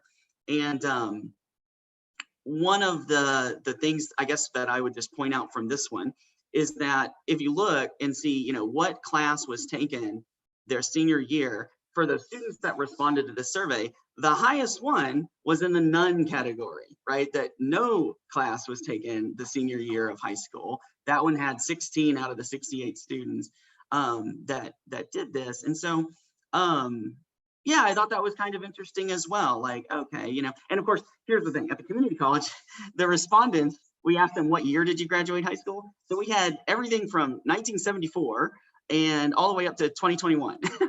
So it's sort of a wide range, and you know, this is all putting everything together. So in the future, I'd also probably kind of break things down a little bit more by when students were in class and stuff like that. But yeah, but the data, it's really interesting. I think it kind of raises more questions even than it maybe answers. But yeah, I'm really excited to get, you know, more of this and kind of see where it goes moving forward. So, and I think at this point, I'm going to turn it over to Shonda for the TWU results. Hey, so again, it's a pilot study, and I gave it to quite a few courses, but only one section of students per course, essentially. So I used Google Forms for mine, which is the pictures that you saw before. I think Ben and Nirmala used the Canvas course, I think. I think so. But they had imported we had imported the same survey into both platforms. I administered this to one section of 1113, which is our lowest developmental class, and then a section of our 1123, 1013 co-rec. Then that's, you know, our co-rec for quantitative reasoning. I also administered it to our co-rec for statistics, and then one section of essentially our quantitative reasoning course. And student participation was optional, of course. Also, I know that in certain sections we offered extra credit for them to complete this survey, just a couple of points on a quiz here and there. So, you know, that's just something to keep in mind, that the students that participated may have had lower scores. But mine, I didn't ask for the actual midterm grades. I did ask for the instructors, but I didn't get much information back quick enough for this presentation. So I just asked the students to self-identify pass fail. Are they currently passing their course they're in or failing the course they're in? And I tried to, relate whether what they said to what instructors replied back to me. But you can go to the next slide. So this is the developmental math course, the lowest developmental math course we have. So you can kind of see, I kind of set it up the same way that Ben did, where right now at their midterm, whether they're passing or failing and what pathway they went. What's interesting is that we had, one student that took pre-calculus in 11th grade, but, is placing in our lowest developmental math course. If you see a little asterisk right here at like under the 11th grade algebra 2, you have the little stars. So that means that designates how many students didn't take a math their senior year. So if there's 2 stars, 2 of those students didn't take a math their senior year, or 1, just to kind of show you how maybe, this student was in pre-calculus but didn't take a math their senior year. So then they placed in the lowest math class we offer. This is not a credit course, right? So, could that have affected things? In the next slide, you've got the co-rec with quantitative reasoning class. You can see kind of who didn't take math courses, or like where their pathway was. Again, they stopped at algebra 2, 2 of the 10 stopped at algebra 2. And we have a couple students with little differences as far as their pathways, like some doubled up at algebra geometry and then algebra 2 and then pre-calculus their 11th year, or geometry, then financial math, and then algebra 1. And then 3 students didn't take math their senior year. And this is our co-rec with our statistics. So we had a little bit more participation in this one. Also, these sections are quite larger. But you can also see, just the different pathways they went and how many students are currently passing or failing. But it kind of gives us a good idea of where they're coming from. I think we're getting that question answered. But we have, again, Ben and I had a lot of information from these surveys, and we were trying to figure out a way to best display the information we have. So, we're open to other ideas of maybe what you're interested in. The next slide is just specifically our quantitative reasoning course. Again, we only had 16 students reply. These are very small, sample sizes, but again, like one section apply. The students have the option to answer the survey, and this is how many we got before we needed to crunch the data. But again, you have these pathways. We have students that took pre-calculus their 11th grade year. They're in that quantitative reasoning class. They did take a math their senior year. I didn't designate which math it was. Again, like Ben said, they take so many different math classes their senior year. It's hard to, you would just have a bunch of samples of one, but it's really interesting to see what they're taking, and maybe we could highlight, if we had bigger sample sizes or more classes taking this survey, what pathway is making them most successful in their quantitative reasoning or most successful in statistics, and so on.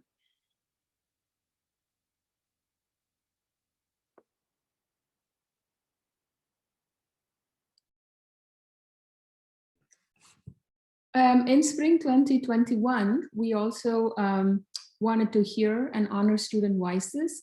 So we invited student experts from different institutions to hear about what math courses and sequences they took in school and college. And we wanted to learn more about their dual credit math experiences. I believe we welcomed about 4 to 5 students. Please correct me if I'm wrong. So 6, yeah. About 6, okay. Yeah, they were very diverse. I mean, there were students that were in a dual credit that would, is at the top of their game, and there were students that were, coming in at the, lowest level at the community college. And so it was very interesting panel to see, all the voices there and their experiences. Yeah, we also were able to see diversity in terms of race and ethnicity. Is that right, Ben? Yeah, I think that's interesting because back when our partners shared their data from their survey, we noticed that with the sample that they had predominantly being Caucasian, we saw how most of them felt that they belonged They had a greater sense of belonging in the academia, but we know that nationwide, that is not a trend that's reflected in the non-Caucasian community. So that's something that we wanted to highlight as well. But anyway, this was great. The students spoke on some of these topics. They talked about what strengths that they bring to the classroom as a math learner. And we also asked them to speak a little bit about how they acquired the strengths. And they also talked about what have been their sources of support as they learn mathematics. And we also asked them to talk a little bit about what they perceive as a growth mindset and how they cultivated a growth mindset towards mathematics. And yeah, questions like these. Some students spoke on 2 or 3 of those. Some students spoke about all of those. We didn't analyze the data quantitatively, but I will tell you that this was a great experience for all of us, just to be able to listen to what students' perspectives are. Here we are collecting data from the students and we are putting our lens on it, but then what do actually students bring to the table? And I thought this data complements nicely with the data that we've been collecting. At some point in time, we want to go back and look at the student data and see how well it relates to the data that we've been collecting as well. And future directions, we are definitely going to go back and look at the pilot data. I know that both Shonda and Ben had some open-ended responses that they want to talk more about. They want to analyze that deeply. What did students say when they said these things? So those are some of the things that we are trying to reinterpret in terms of what we learned from you all today. And then based on the feedback that you all give, we want to revise survey questions. And we also want to revise the survey questions based on the pilot data that we've collected. Ben and Shonda have already talked about some of those during their talk. And then the goal is to implement the survey in fall 2021 in a wide variety of courses, now with UNT also joining the mix. And then we'll have tons of data, which we plan to analyze. So this is what we are looking forward to doing in fall 2021. And that, I believe, is all we have to say. Well, thank you, Nirmala, Ben, and Shonda. That's great. And as you can see, I mean, we are a little all over the place with those courses where students are coming to us in our 2- and 4-year institutions after high school. So I'm going to turn it on over to Grace Ann and Danny, and they'll talk to us a little bit about dual credit and what's happening in our high schools. Right, thanks so much. I was very fortunate to be able to work in the group where we did a lot of work looking at our dual credit programs. And I'm going to be giving you kind of the highlights of some of that work. And so we began our work really thinking about what dual credits are in math are actually being offered and which ones are available to our students. How do our students get into those classes and what type of students are taking them? So are we really serving all of our students and all of our students really being represented in those opportunities? We also wanted to look at how it impacts them. And eventually we started moving to ways that we could find maybe to recruit students and tried to look at maybe correlations between the PSAT scores, their first attempt at the PSAT, and success in dual credit. But we'll get more into those details. Basically, to collect the data, we did a record review, and then we did a student survey. And we administered the student survey 2 times, spring of 2020 and then spring of 2021. So we have the survey, student survey data, and then we also have our district record data. And just so you know, all of this data comes from Denton ISD. So this is specifically kind of targeting the Denton ISD dual credit work. So the way that we have our data laid out, that I thought we'd share that with you, and again, these are just some highlights, is we wanted to look at the who and who takes those dual credit math courses, the what, like what success are students having in those dual credit math courses, why are we not able to serve more students, and why aren't more students taking that dual credit option?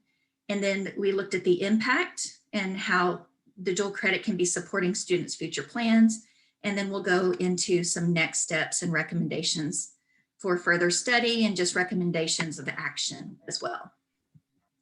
So starting off, we'll talk about in Denton ISD who takes those dual credit math courses. And so from our record review, I'll give you a minute to view our chart here, but you'll notice we have, this is our breakdown by our ethnicities and race.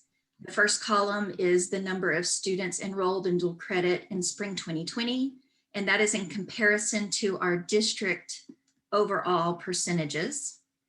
And in the third column is students enrolled in this spring and our district overall percentages. Now, the most recent TAPER reports, that information came from TAPER, was 1920 on that last column, but you can see that there are some differences in the students that are being served in the dual credit versus our overall population. And I think that really gives us an area for growth.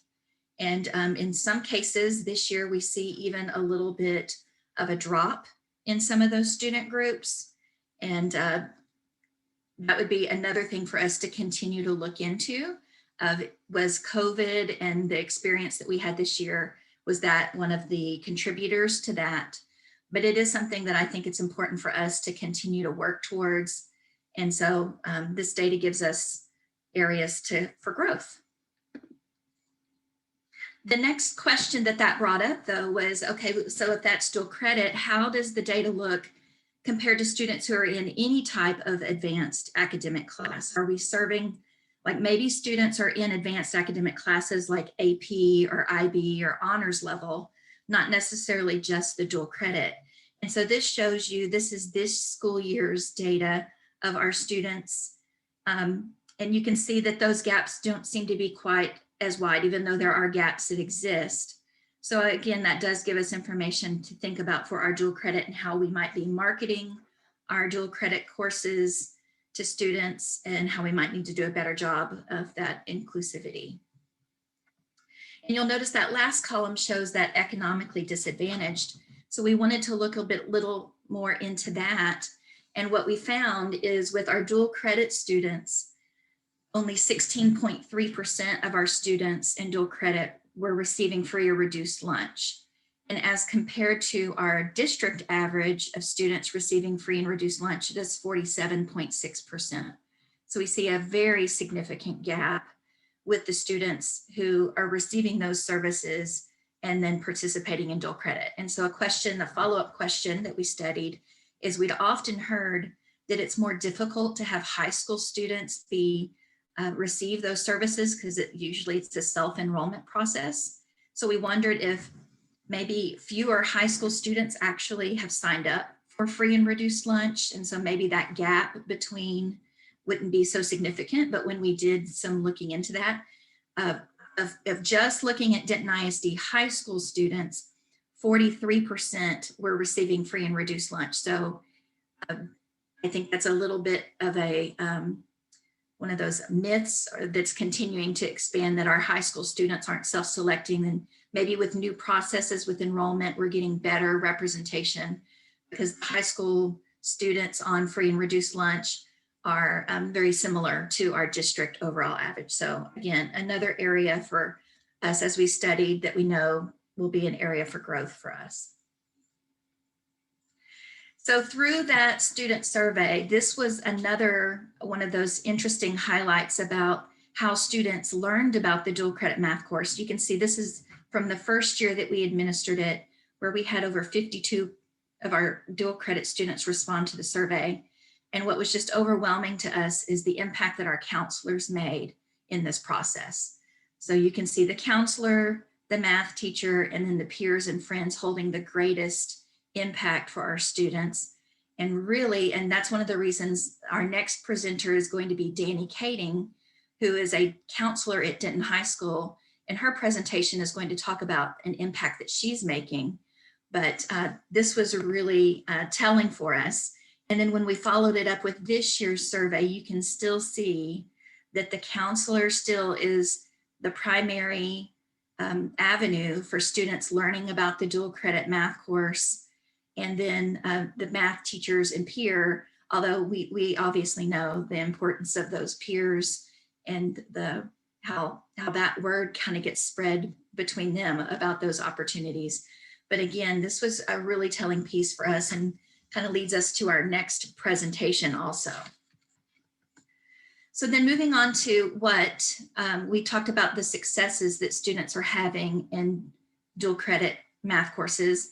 And then would we be able to predict success? This is where we're looking to see, is there a correlation between students' performance and the TWU? We partner with TWU for our dual credit courses that are embedded into NISD. So you can see this chart shows we were looking to see if the students' first attempt at PSAT, so their first attempt at PSAT, sometimes not even a qualifying score to qualify for dual credit, was there a correlation between the grade they earned in dual credit? So I appreciate the work in collaboration with Kathy Banks, who helped us gather this data with our students, where we looked at their grade for the TWU course. And we looked at the fall semester dual credit course, like their entry dual credit course that they would take. And what hopefully you see from this is that many of our students are very successful when they take the dual credit course. Most students earning an A or a B. So the A would be the representative of the 4 on this scatter plot, and the 3 would be a B. So all of our students are getting and earning college credit, even when they have lower PSAT scores. So I always love box and whisker plots. So we put basically the same data in a box and whisker plot. And here you can see the qualifying score for students to take dual credit from PSAT is a 510. So students need a 510 or higher. And you can look at this chart, and we know that students, like almost, at least a fourth of the students were not earning a 510 on their first attempt of PSAT. We're still able to earn an A in the dual credit course. And almost half of the students who earned a B were scoring in the low 500s or lower on the first attempt. And even students who earned a C were scoring 500 or lower on their first attempt. So what's interesting to us is we students, obviously, we're doing a nice job of helping our students be successful. This also gives us an indication that we could maybe widen the net, you might say, in the students that we are targeting and having early conversations with. And again, that'll be something that Danny will go into more detail in her presentation. So then the next interesting point that we wanted to bring out is why students aren't taking more dual credit, and why. And what I'm not offering is all of the many reasons, but one reason that really stuck out to us is the fact that even though we have a phenomenal partnership with NCTC, TWU, and UNT to offer dual credit at a greatly reduced rate, and we know what an incredible opportunity is, cost is still a factor for our students.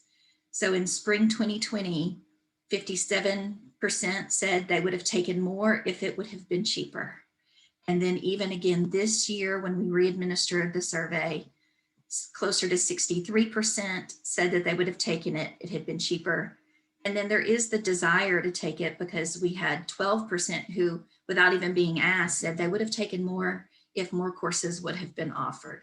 So we know there's an interest there, and but we also know that it is still cost prohibitive, even though we get such an amazing reduction in rate for our students.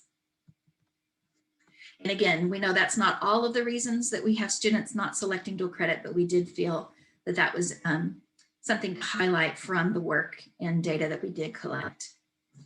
And so for impact and how dual credit math courses are supporting students in their future plans, we analyzed and asked them to basically, are they planning to study or major in math or science field once they leave high school? And then, or are they non-math science field? And what we found, our students, it's almost half and half, and that was kind of consistent. It was a slight, like it's not too different. And this is an incorrect percentage I just noticed on the slide. This should be 50.5, so I apologize on that. But it's close to half and half for both of those years. And then we also asked, were they planning to take additional math courses? I think that sometimes dual credit courses kind of are marketed as you can go ahead and take your dual credit now, and that way you can meet your requirements and you won't need to take a math course when you get to college. But many of our students, like if you look at the spring 2020 data, 63.5% were actually planning to take additional math courses in college, even though they were earning dual credit at the time. What we found super interesting is when you look at this spring 2021 results, that number who were planning to take additional math courses in college significantly decreased to 37.4. However, the ones who thought that it would expect to satisfy their degree plan requirement almost stayed the same. And what was interesting is then those who really had no clue, they weren't really sure if it was going to meet, almost doubled.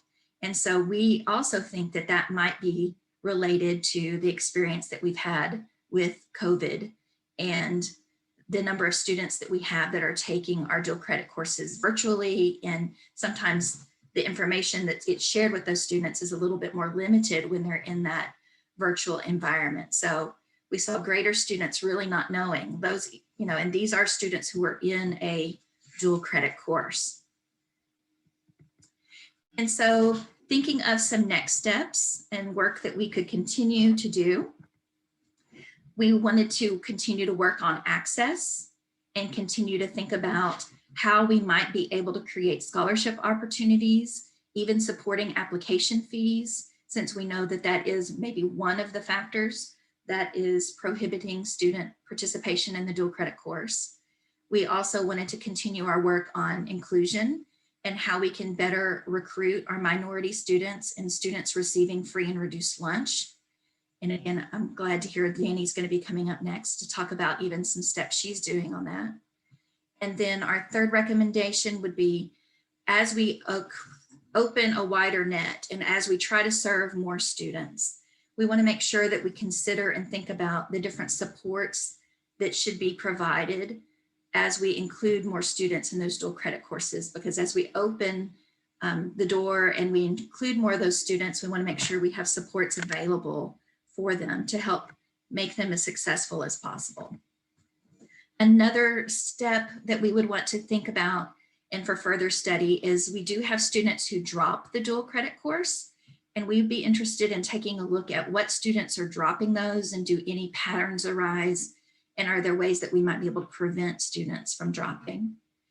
And then also we would like to do some more steps with advocating and building even more relationships with our counseling programs, since we did see what a huge impact our counselors are making on students making those choices to go into the dual credit courses. So at this point, I'm going to go ahead and see if we can turn it over to Danny and let her share about the steps that she's doing with dual credit at Denton High School.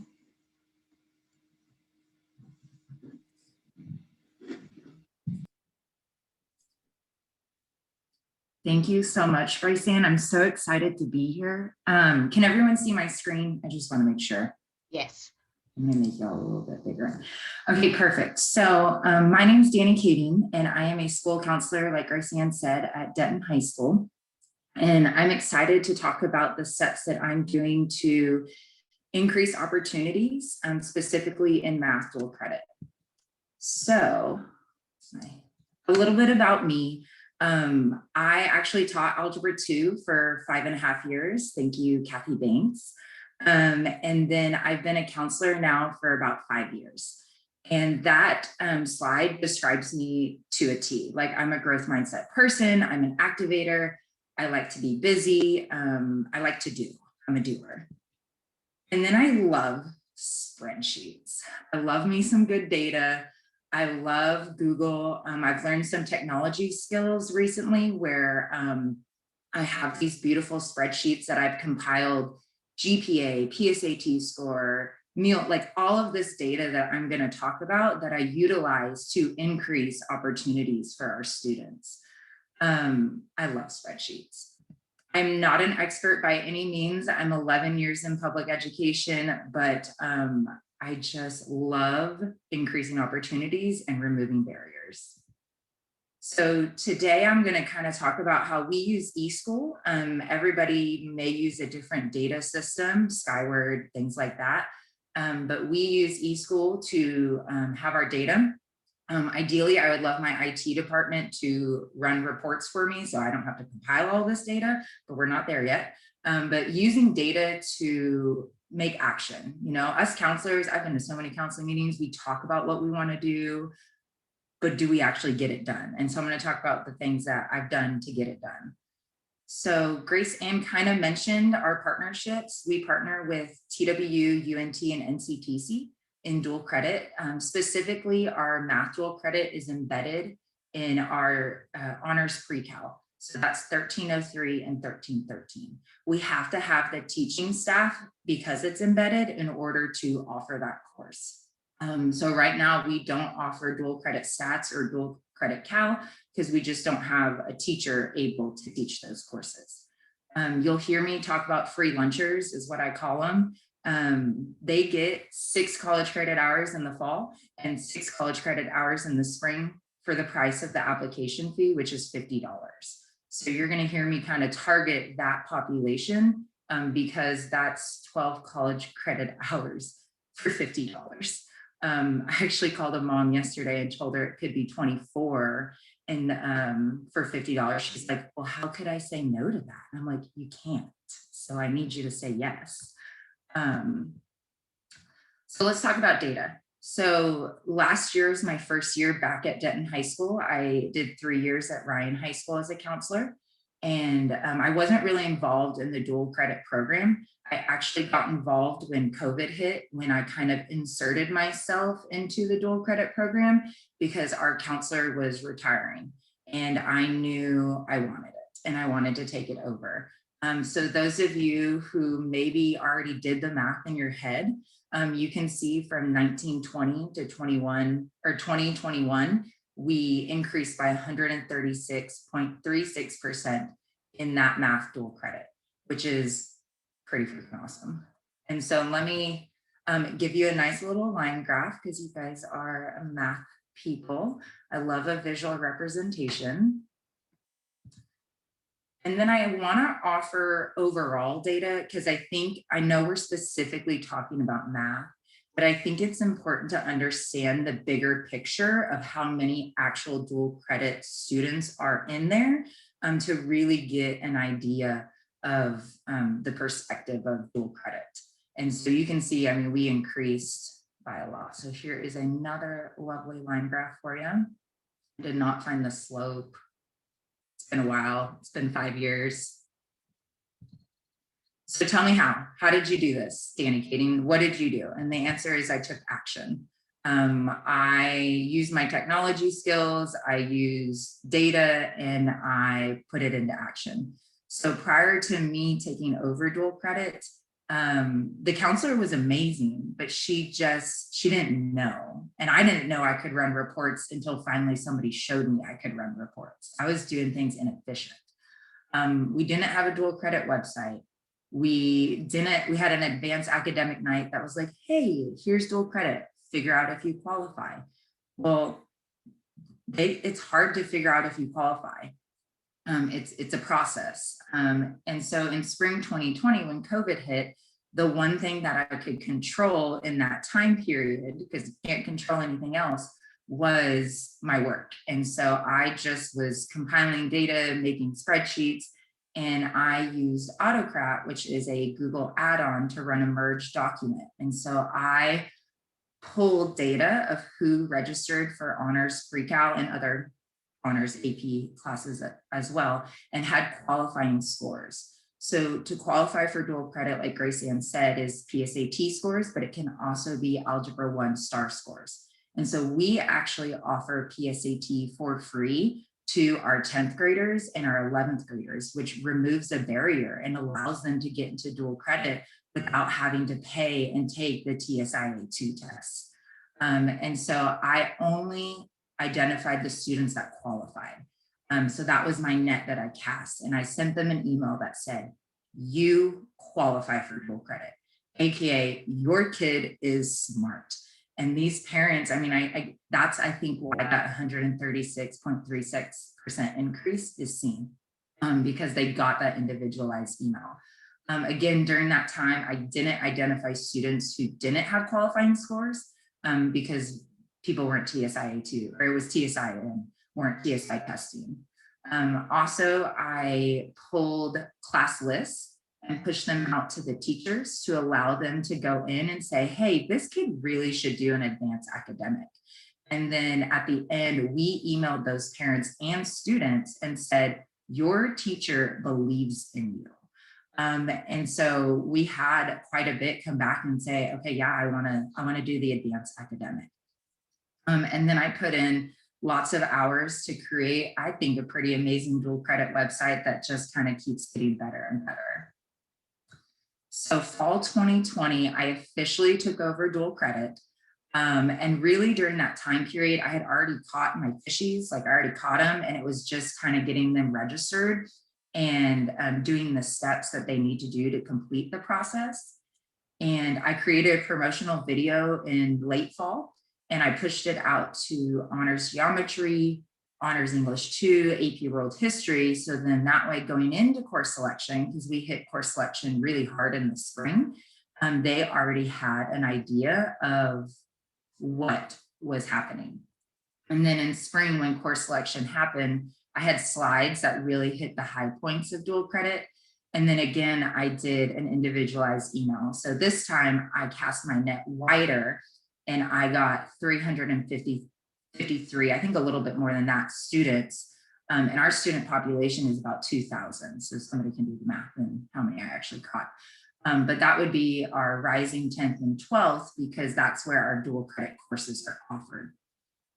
So anybody who already requested dual credit, who requested honors or AP, or met eligibility because of PSAT or Algebra 1 star scores, but necessarily didn't request an advanced academic. So that's how I caught those students. And again, that individualized document pulled in all that data to tell them you already qualify. And it also pulled in all the data listed there as well. Pulling in that meal status, I think, is important. I think we talked about that. When I do presentations, I always tell my students, I don't care if you eat lunch. I need you, if you think you qualify, you need to sign up, because application fee waivers, SAT, ACT waivers, dual credit waivers, I don't care if you eat lunch. I just need you to get the waiver if you qualify. And then home language. It's really, really important to me to communicate to students in a language that their parents speak. I'm actually learning Spanish, very limited, but I use Google Translate, which I know is not perfect, but I actually translated my email into Spanish. So then that way my Spanish speaking parents could be included in their kids' education, because so often they are not. And the feedback that I got from some students, because I asked, was they really appreciated that. And again, it's not perfect. I also offered live Teams Q&A. And I think this is funny, but I offered an 8 a.m. and 1 kid showed up. I offered a 4:30 and 3 kids showed up. And then I offered an 8 p.m. and 17 showed up. So I would say that's some exponential growth right there. And also apparently late evenings is when people can be involved. I also utilize Calendly. I don't know if y'all have ever heard of that, but if you schedule students and they have to schedule a meeting with you, it links to my calendar and it only offers times I'm available, and then it automatically sends them my Zoom link.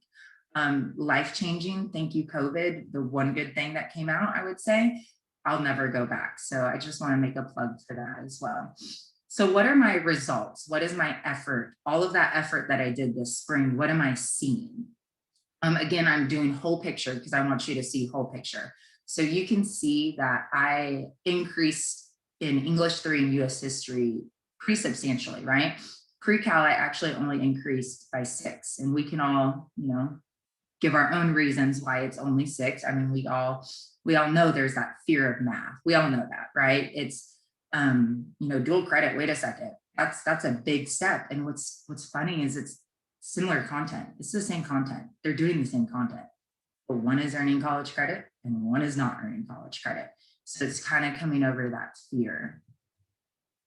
So next steps, and I've actually already done some of these, is this week I had identified students who were free lunch who didn't sign up for dual credit and actually qualify. And I called them specifically and I caught about like 7 to 10 more students. That's 7 to 10 more kids earning college credit hours. My other goal is partnering with my counseling team to reach out to reduced lunch students or free lunch students who maybe need the TSIA-2 test in order to qualify, because I'm actually, again, removing barriers, offering that on our campus at student cost, because I don't have a way to pay for it. But I am offering removing the barrier of going to the different institutions to test. Partnering with dual credit teachers, my dual credit pre-cal teacher reached out and was like, how can I help? And so I provided her with a list of non-free lunch students to really hit and target. I had my dual credit teachers make a promotional video because I'm literally in charge of registration and paperwork and recruitment. They are in charge of content. And then increasing opportunities earlier. So I kind of mentioned that. So our 8th graders actually took PSAT 8-9, our district paid for that, I believe. And I went in and identified who was college ready with their PSAT score and what did they request. And if they didn't request honors, we reached out to that family and said, hey, your kid is college ready in this course. They really need to be in an honors class. That way we can get them started earlier, like the pathways y'all were talking about earlier. So then it's not as scary entering in a dual credit course. And then I pulled students in regular courses in Algebra 1 and other subjects that had an A or higher. And us as a counseling team are gonna reach out to encourage them, like, you have an A. Highly recommend you maybe go into an advanced academic. For us, it's called honors. Their next step is honors geometry. We have a counseling intern, so it's always nice to have one of those. She's specifically targeting African-American males and Hispanic males who have like a 3.0 or higher or have the PSAT star scores, and trying to have intentional conversations of like, why are you not in an advanced academic and what would it take for you to get into one? And again, we're gonna pull the class list that's on my to-do list the next 2 weeks. To give to teachers, to give them a voice of like, oh my gosh, this kid should be in honors. I don't know why they're not. And having that email sent out again that your teacher believes in you. So continuing that as well. So future goals, because I'm not done. And I would love, like, I love ideas. I love the collaboration of this. I kind of wish I was involved in this when I was teaching. So collaborating with teachers to have those conversations. We did a poor job as a counseling team to tell teachers we were doing course selection. So we need to do a better job of that. Educate earlier. 9th graders are in a course for us in Denton ISD that is kind of like a guidance course that you can just go in and do guidance lessons. And so maybe getting in there and talking about dual credit so it's not so big later. Again, continuing to identify minorities and free lunch students that have the potential but are not, and having those intentional conversations, like not just an email, like maybe a phone call, maybe a group, maybe doing something of that nature. Using boot camps, so that way maybe we could do a boot camp for PSAT, so maybe our scores will be higher, which, you know, could qualify them for dual credit, and even with the TSIA-2 as well.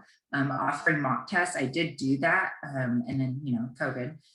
Being more intentional with the hires. Counselors have no say in hires, but maybe building that partnership to kind of encourage hiring teachers that are qualified to teach dual credit.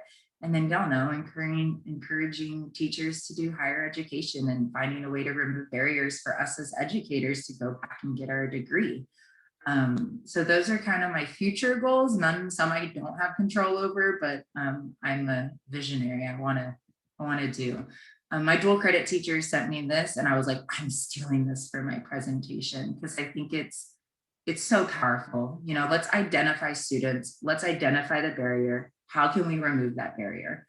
So the more I'm in this counseling position, the more I'm like, holy crap, this college process is hard and it's confusing because at the higher level of education, it's just hard. And education is drilled into my family, and I'm struggling to help students with the process of the college process of getting there and everything.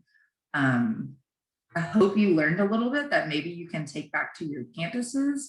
If you have any questions or anything, that's kind of all I have. So Danny, I want to thank you again for taking the time to join us this morning. And I should have put as a next step on my presentation was to clone Danny Herbie at all of our high school campuses. Yep. So that's technically one of my next steps also. A hearty amen. Absolutely, Grace Ann, and we probably need to clone her on our college campuses too. So thank you all from Denton County for doing such a phenomenal job of sharing the hard work that all of our participants have done.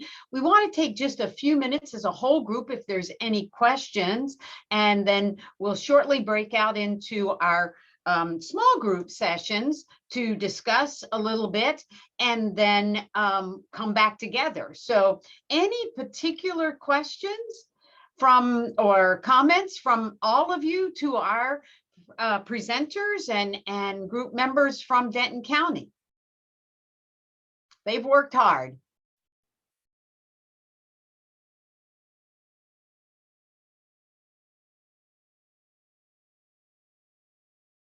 Well, Shauna, maybe everybody needs a quick break. Or Jeannie, did you have a comment? Yeah, I know this is being taped. I'd really like to, get a copy of it. I love the presentations and I want to listen again. I thought they were very good. Great.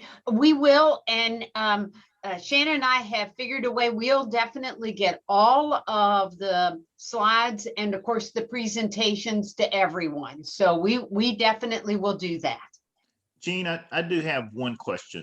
Absolutely, Kevin. So I think that Danny mentioned, if I heard her right, just as she's going through the data process and so forth, that she has data that maybe her IT department is not giving her the appropriate reports. I'm trying to remember exactly how she said it. But my question is, this has come up in a couple other conversations I've had over the last 2 or 3 or 4 months, in that I hear constantly about different like third-party vendors. They always have the solution to whatever you need. But then when I talk to actual individual administrators, it's no, but I need this, or I need this customized report or whatever. So my question is this, is that, and I just kind of maybe a quick, just a head nod or whatever, is that a need where, because I'm working on some other projects that's going to address that. That's what I'm asking.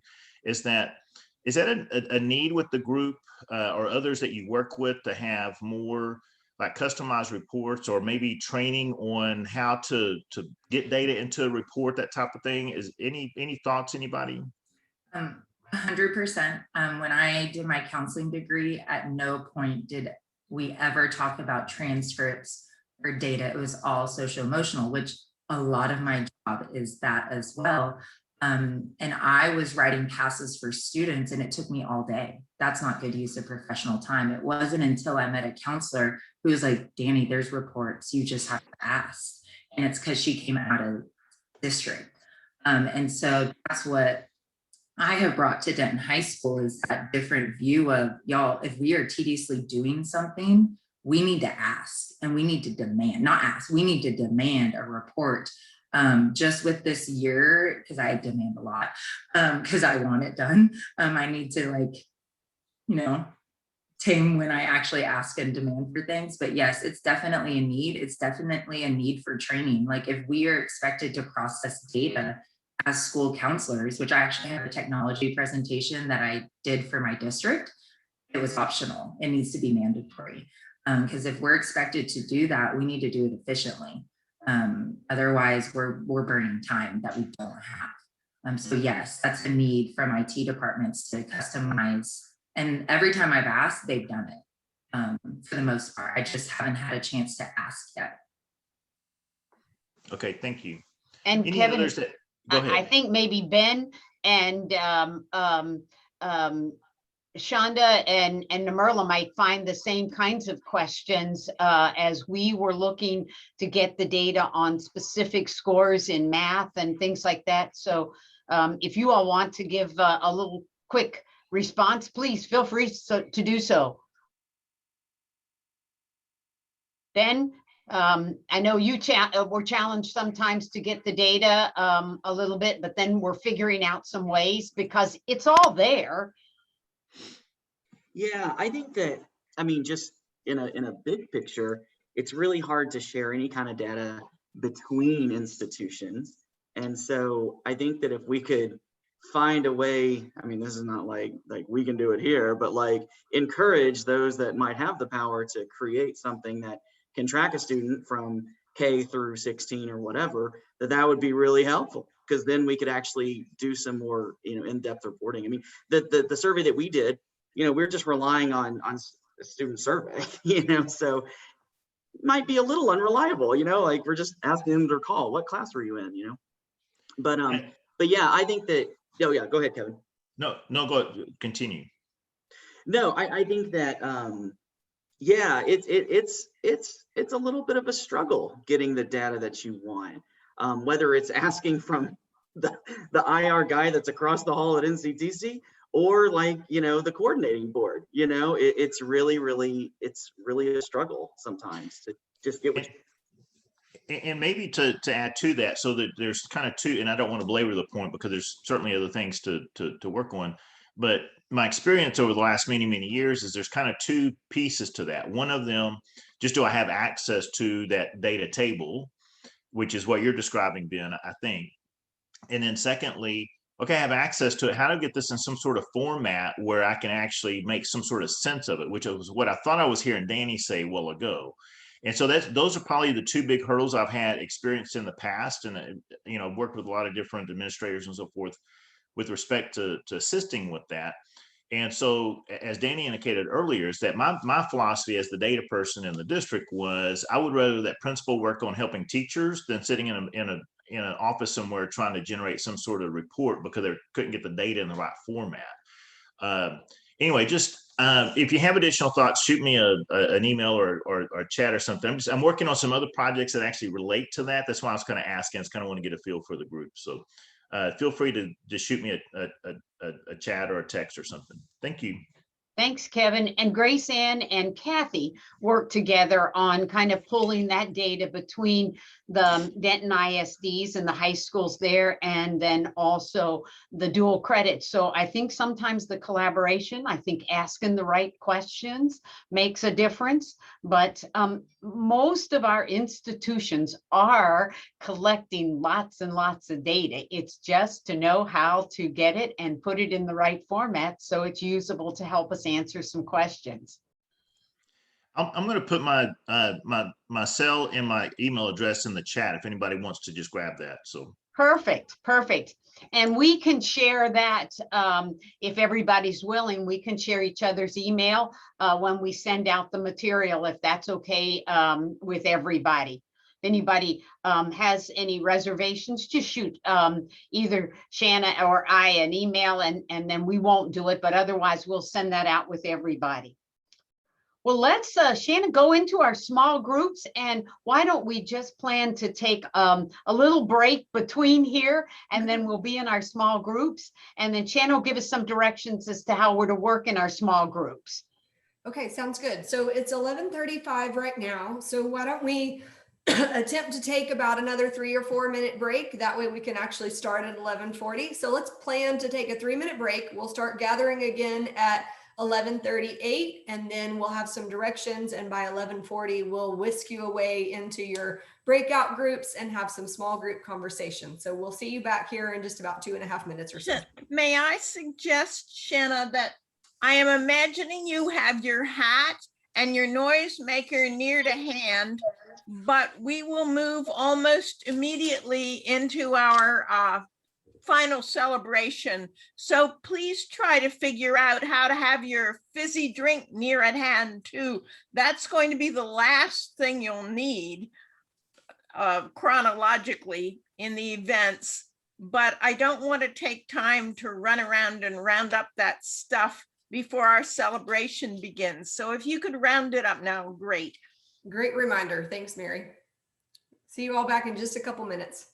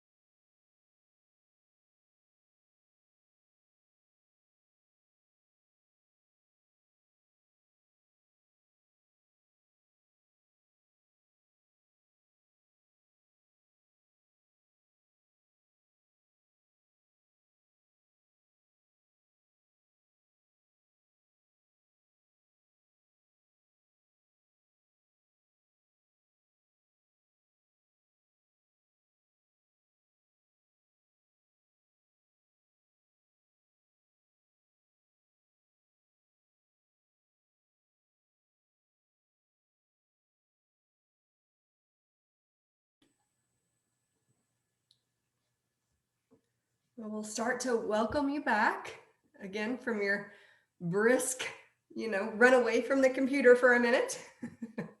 I have put a link to a Google document in the chat. If you want to go ahead and click on that and make sure you have access to this for the next little segment. We'll give everybody another minute or so to scurry back to their machine.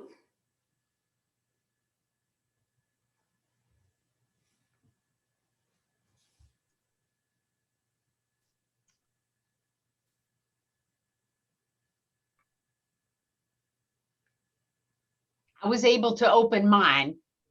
Beautiful. Yes.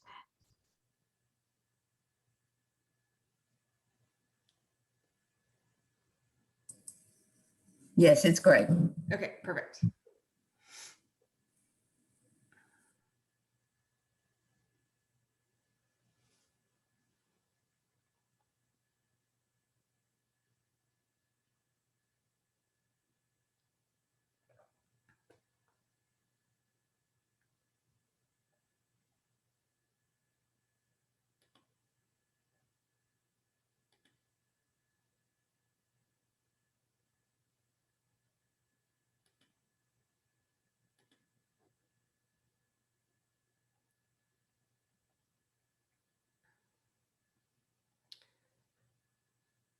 Okay, it looks like people are congregating back here.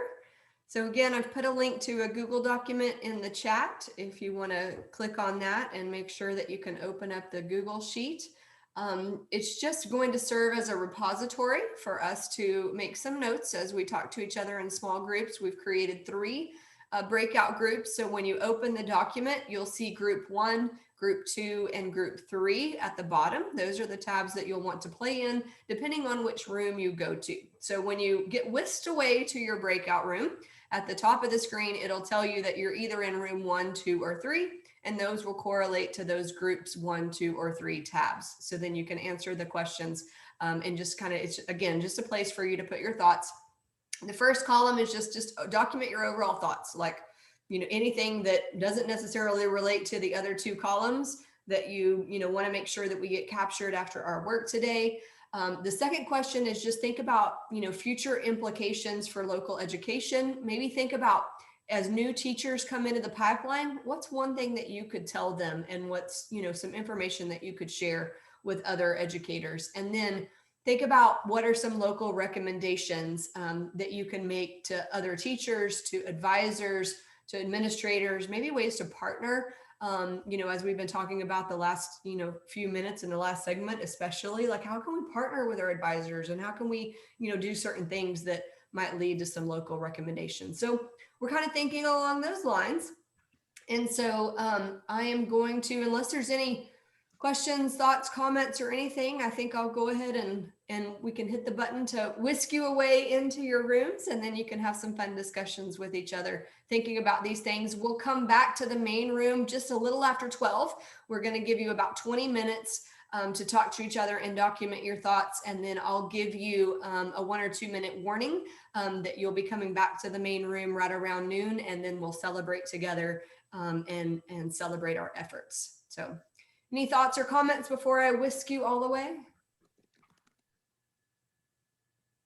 Sounds good. All right, we'll see you back here right about noon or so.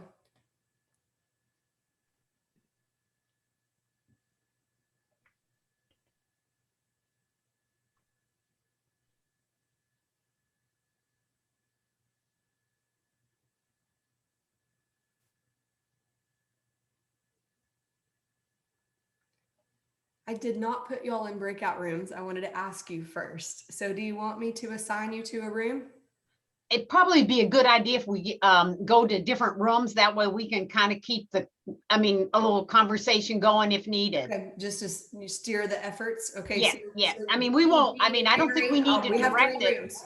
So I can put the 3 of you in the different rooms. Does that sound okay? Sounds perfect. Not me. Just not me. Yeah, no, not you. You're just the 3 of us. Yeah, that's Yeah. fine. Okay. Sounds good.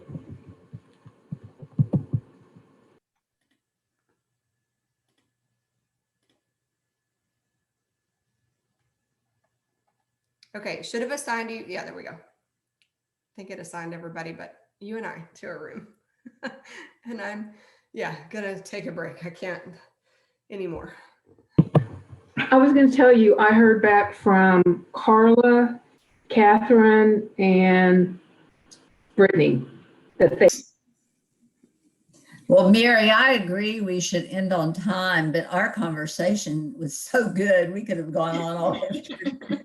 I know I always hate to cut off the breakout sessions because that's when people really open up and really start talking and you have such good conversations. So, and I learned something new. So I want to say thank you to Nirmala because I had no idea you could record a breakout session, but breakout room 3 wanted to record their part. So we were able to figure out how to do that. So Wow. yay for learning new things. So thanks for showing me how to do that and enable that access. So that was kind of cool. So that part will be a little segment of the breakout room got recorded in the middle while we were pausing the main room. So hopefully, I don't know how that'll work out in the video. We'll find out, but it at least we were able to get recorded. I did want to answer a question that I noticed that was in the chat right before we went to break. And that was from Robin about the future of the grant. We had mentioned that this is the last year on the current grant. We have received indication that they are, that there's potential to continue some of this work. We have not received, a call for the new grant or anything like that as far as what that looks like. So we are hopeful for the future, and we have received, like I said, indication that the state might be looking to do some more of this kind of work. We don't know that yet. So as soon as we do know something, then we will be reaching out to you guys to see, how we might be able to continue some of our good work. So I'm going to pass this part of it to kind of moderate what we were talking about in the small groups to Jeannie. And then I know we're going to celebrate some of our good work with Mary and we'll start to kind of wrap things up. So I'll pass it to you, lovely ladies.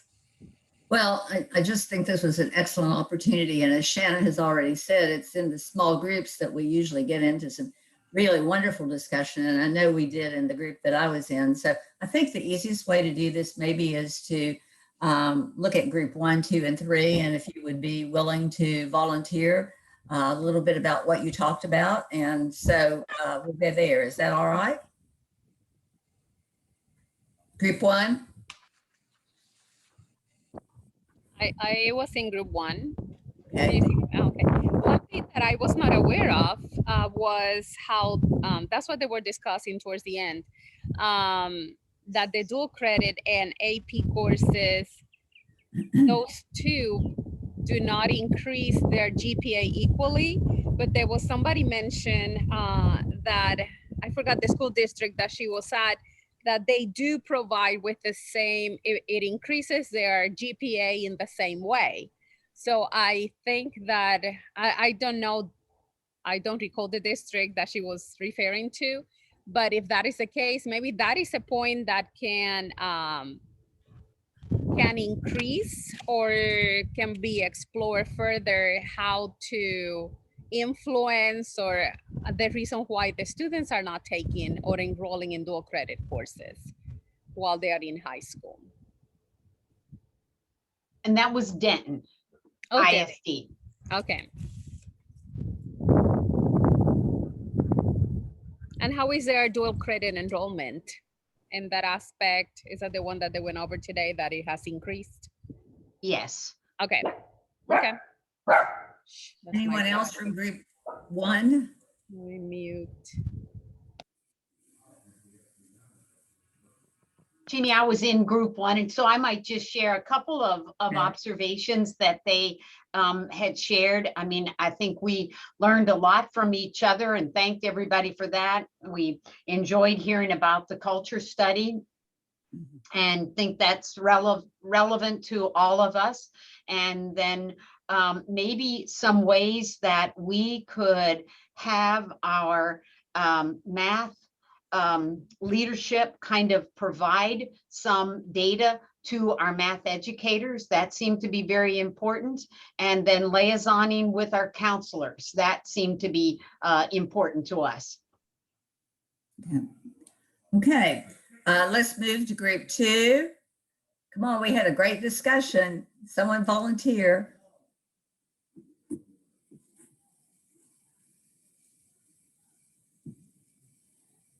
Anyone?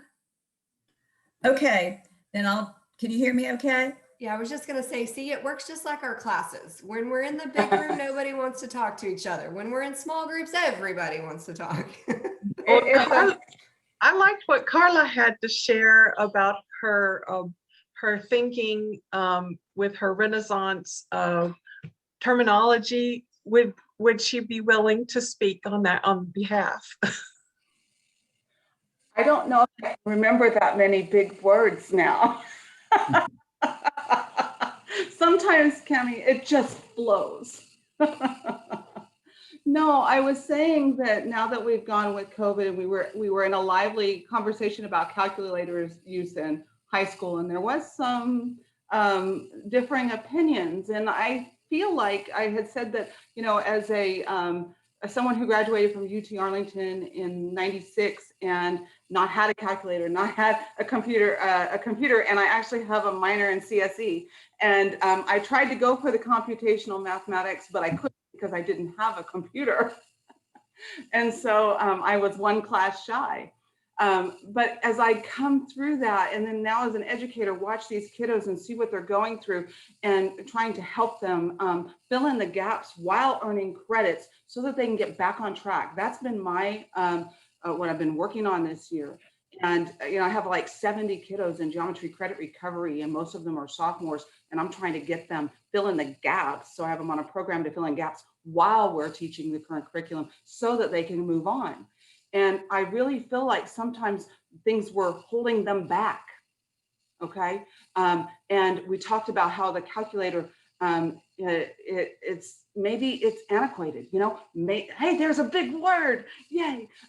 But maybe the calculator is antiquated. Maybe it's time for a renaissance. I'm seeing these kids come out and they're living in a different world than we are. And it's stagnant right now for them. We're giving them the same things that got us here. And I didn't mention it before. I'd done some, it's funny you brought up Rand, I'd done some research on some propaganda models and was looking back, and the models that they were using are from the 1950s, but being redeveloped today, okay? They're being redeveloped today, and of course by Russia, but you know, it's out there. Stuff in the last 3 years has been developed and researched. You look at it and you go, well, certainly those guys didn't come up with this information because they had a crutch or they weren't allowed to think outside the box. And so I feel like our kids need to think outside the box, and then we might need a restructuring overall, an academic restructuring overall, from top down, bottom up, whatever. Because kids are not engaged with it, with academia or mathematics, because we are stuck in a pigeonhole and their world is boom. Come on, guys. We just got quantum computers. Yeah. All right, Carla, that's great. Carla did such a good job of leading us to the Renaissance. And I think everyone is excited and about the possibilities that might bring. And we were just talking about probably the last Renaissance we had was in the late 80s. And Mary and Jean and others of you will remember it's when we began the 5-year curriculum plans. And we talked a lot about, you know, carrying over what we have that's really good. Also, someone mentioned the importance of the K-16 effort that we've had, that we've got people talking to each other across the levels, and there was hope that that doesn't go away. So with that, I'll move on and ask group 3. Do you have something for us? Anyone?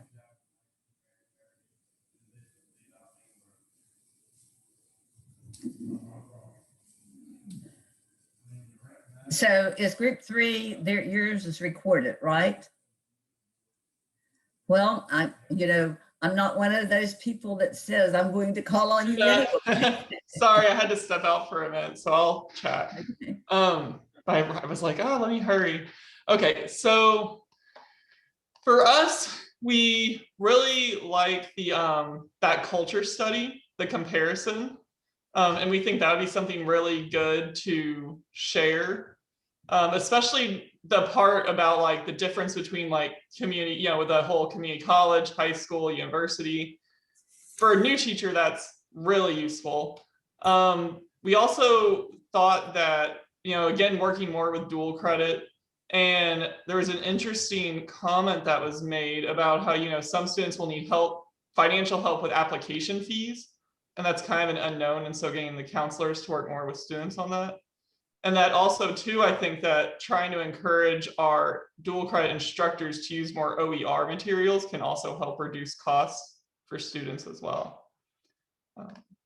And then, yeah, and it was recorded. And then we were able to actually fill in a good amount in the spreadsheet. So I was very happy. Great. Well, the final thing I think that I will comment about is how everyone contributed to the idea that we've done so much work over these past 4 years, and specifically the last couple of years, that we really need to be able to push forward and to make for sure that it just doesn't go away.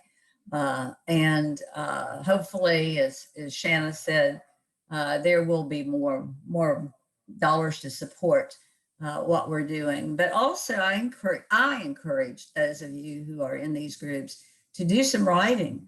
And, you know, you don't have to be a PhD to do that, and get some publications out there. And, you know, just thought pieces are very valuable, particularly to many classroom teachers. And also, I think the big thing is to be really positive when we're trying to recruit teachers and be honest with them, but also be encouraging. And I know that's a hard task right now, but if we are going to succeed with public education, someone in our group said to tell the new teachers, we've got you. And so they've got your, you know, you're covering their back, you're going to help them. I think that's going to make a lot of difference. Thank you. Are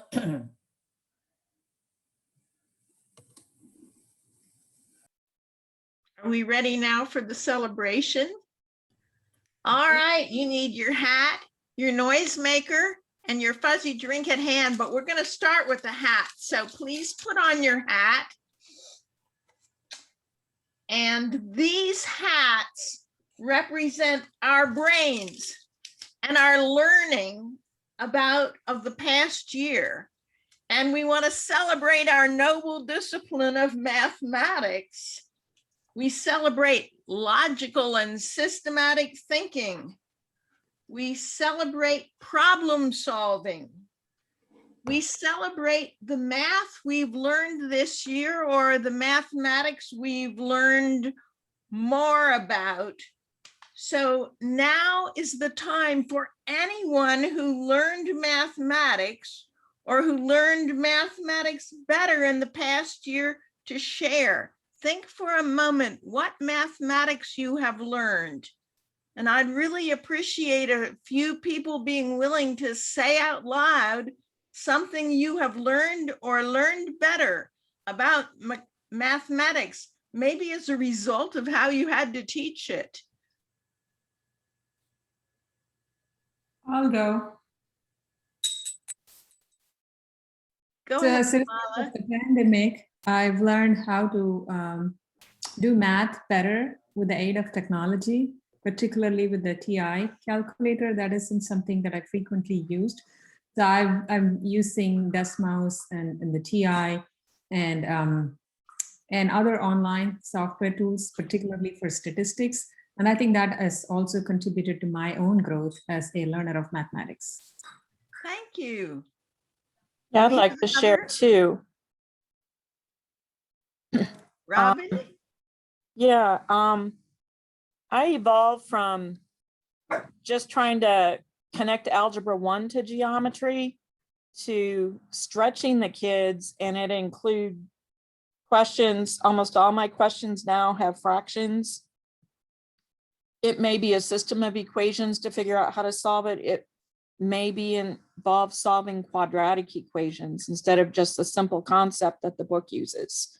I take the kids and push them forward, not just with problem solving, but with their math skills all integrated. So every single assignment includes usually a system of equations, a quadratic, completing the square, and fractions, solving fractions at the beginning of the year. The kids just, it blows their minds. They think that's what they have to do. And then I've also included that I learned, I think it was in 2017. I can't remember, someone had shared, and it's true. I took the calculator away first semester, and second semester, they can use the calculator on half the test. It's mainly because we're now doing trig then too. But I sure wish they knew how to do trig by hand. It's just not the way my district operates. Because I would like to take it that much further, and I probably will in upcoming years. So not only have I grown, but I've seen the growth in my kids. So God, I love you guys. I don't want this to end.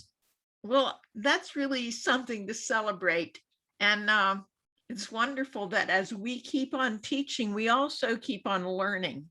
We're going to turn next to these noisemakers, and I thought it would be fun to just use them all at once and see how it sounds. So on the count of 3, please release your noisemaker, and then I'll do something to quiet us down so we can go ahead and use them. 1, 2, 3.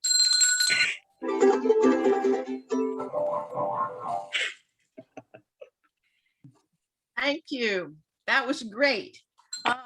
I thought as we celebrated using these noisemakers, these noises represent what we learned this year about teaching, whether it was teaching online or from listening to our students or by trying something new to see how it would work. Please raise your hand if you can share something you learned this year by teaching.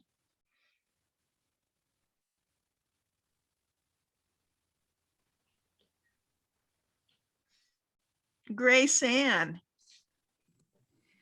So this year, being the math coordinator in the district, I found myself in a position where I learned quite a bit about virtual instruction that I had not known previously. The reason that I had the impetus to learn that was to be able to support the math teachers in Denton ISD. So I learned more about including technology and virtual learning by teaching that and sharing that with our math teachers. Let's celebrate learning to teach better. Okay. Anyone else learn something about teaching that you'd like to be willing to share? Carla. I'm always willing to talk. I learned that when I'm teaching, I can hold a separate meet so my students can join it and talk to me just like when they walk up to my desk in class, and they can hold 2 meets at the same time and turn their mic off and talk to me privately. And then I can also tutor them one-on-one that way. So that was really something that was awesome, because I know that now when they go home, if they need to tutor and it's a reasonable hour, that I can help them at any hour. And I've taught many parents how to use our system. Great. We've been able to use technology to our advantage. Let's celebrate that learning. Do we have another example? Mary, I would like to say learning how to reduce the noise and the distraction of learning while being at home, or of my learners learning at home. That has been a big challenge. And it is a skill to try to capture your audience in a manner that they're attracted to learning when they could be, very well doing something else at home. So reducing the noise and the chaos. Well, I'm sorry, Cammie, to be adding to the noise to celebrate your celebration of noise reduction, but hey. third and last, why don't you grab your fizzy drink and we are going to sip some drinks with wishes to our students. First off, let us drink to students who struggled to learn something fundamental this year and who found a fruitful way to master it, either alone or by studying with a group. To our students who struggled. And then let us toast our students who found a connection between what they learned in high school and what they were learning in college.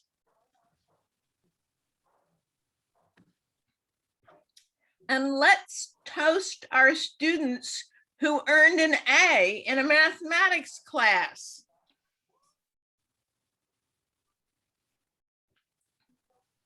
How about a few more toasts? Is there one you'd like to offer?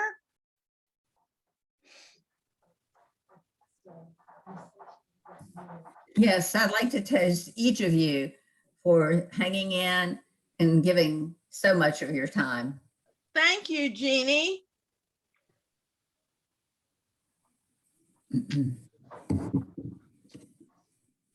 And I'd like to toast Shanna for hosting us today and doing an exceptional job, and for all of our speakers. They did a fantastic job, so toast. All drinking, Mom. I got the email, literally drinking alcohol. Well, I'd like to toast this, our last meeting, at least for this year. And may you have a wonderful close of the semester and a restful summer to graduation.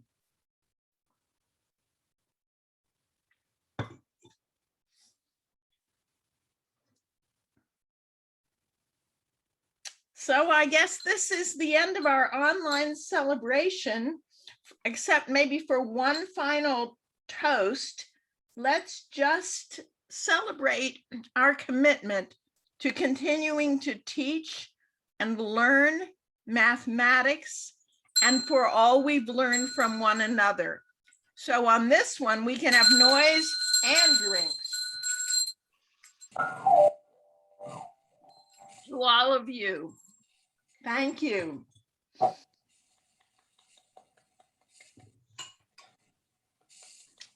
Good to see everyone. Bye-bye. Good friends. Bye. Thank you all so much.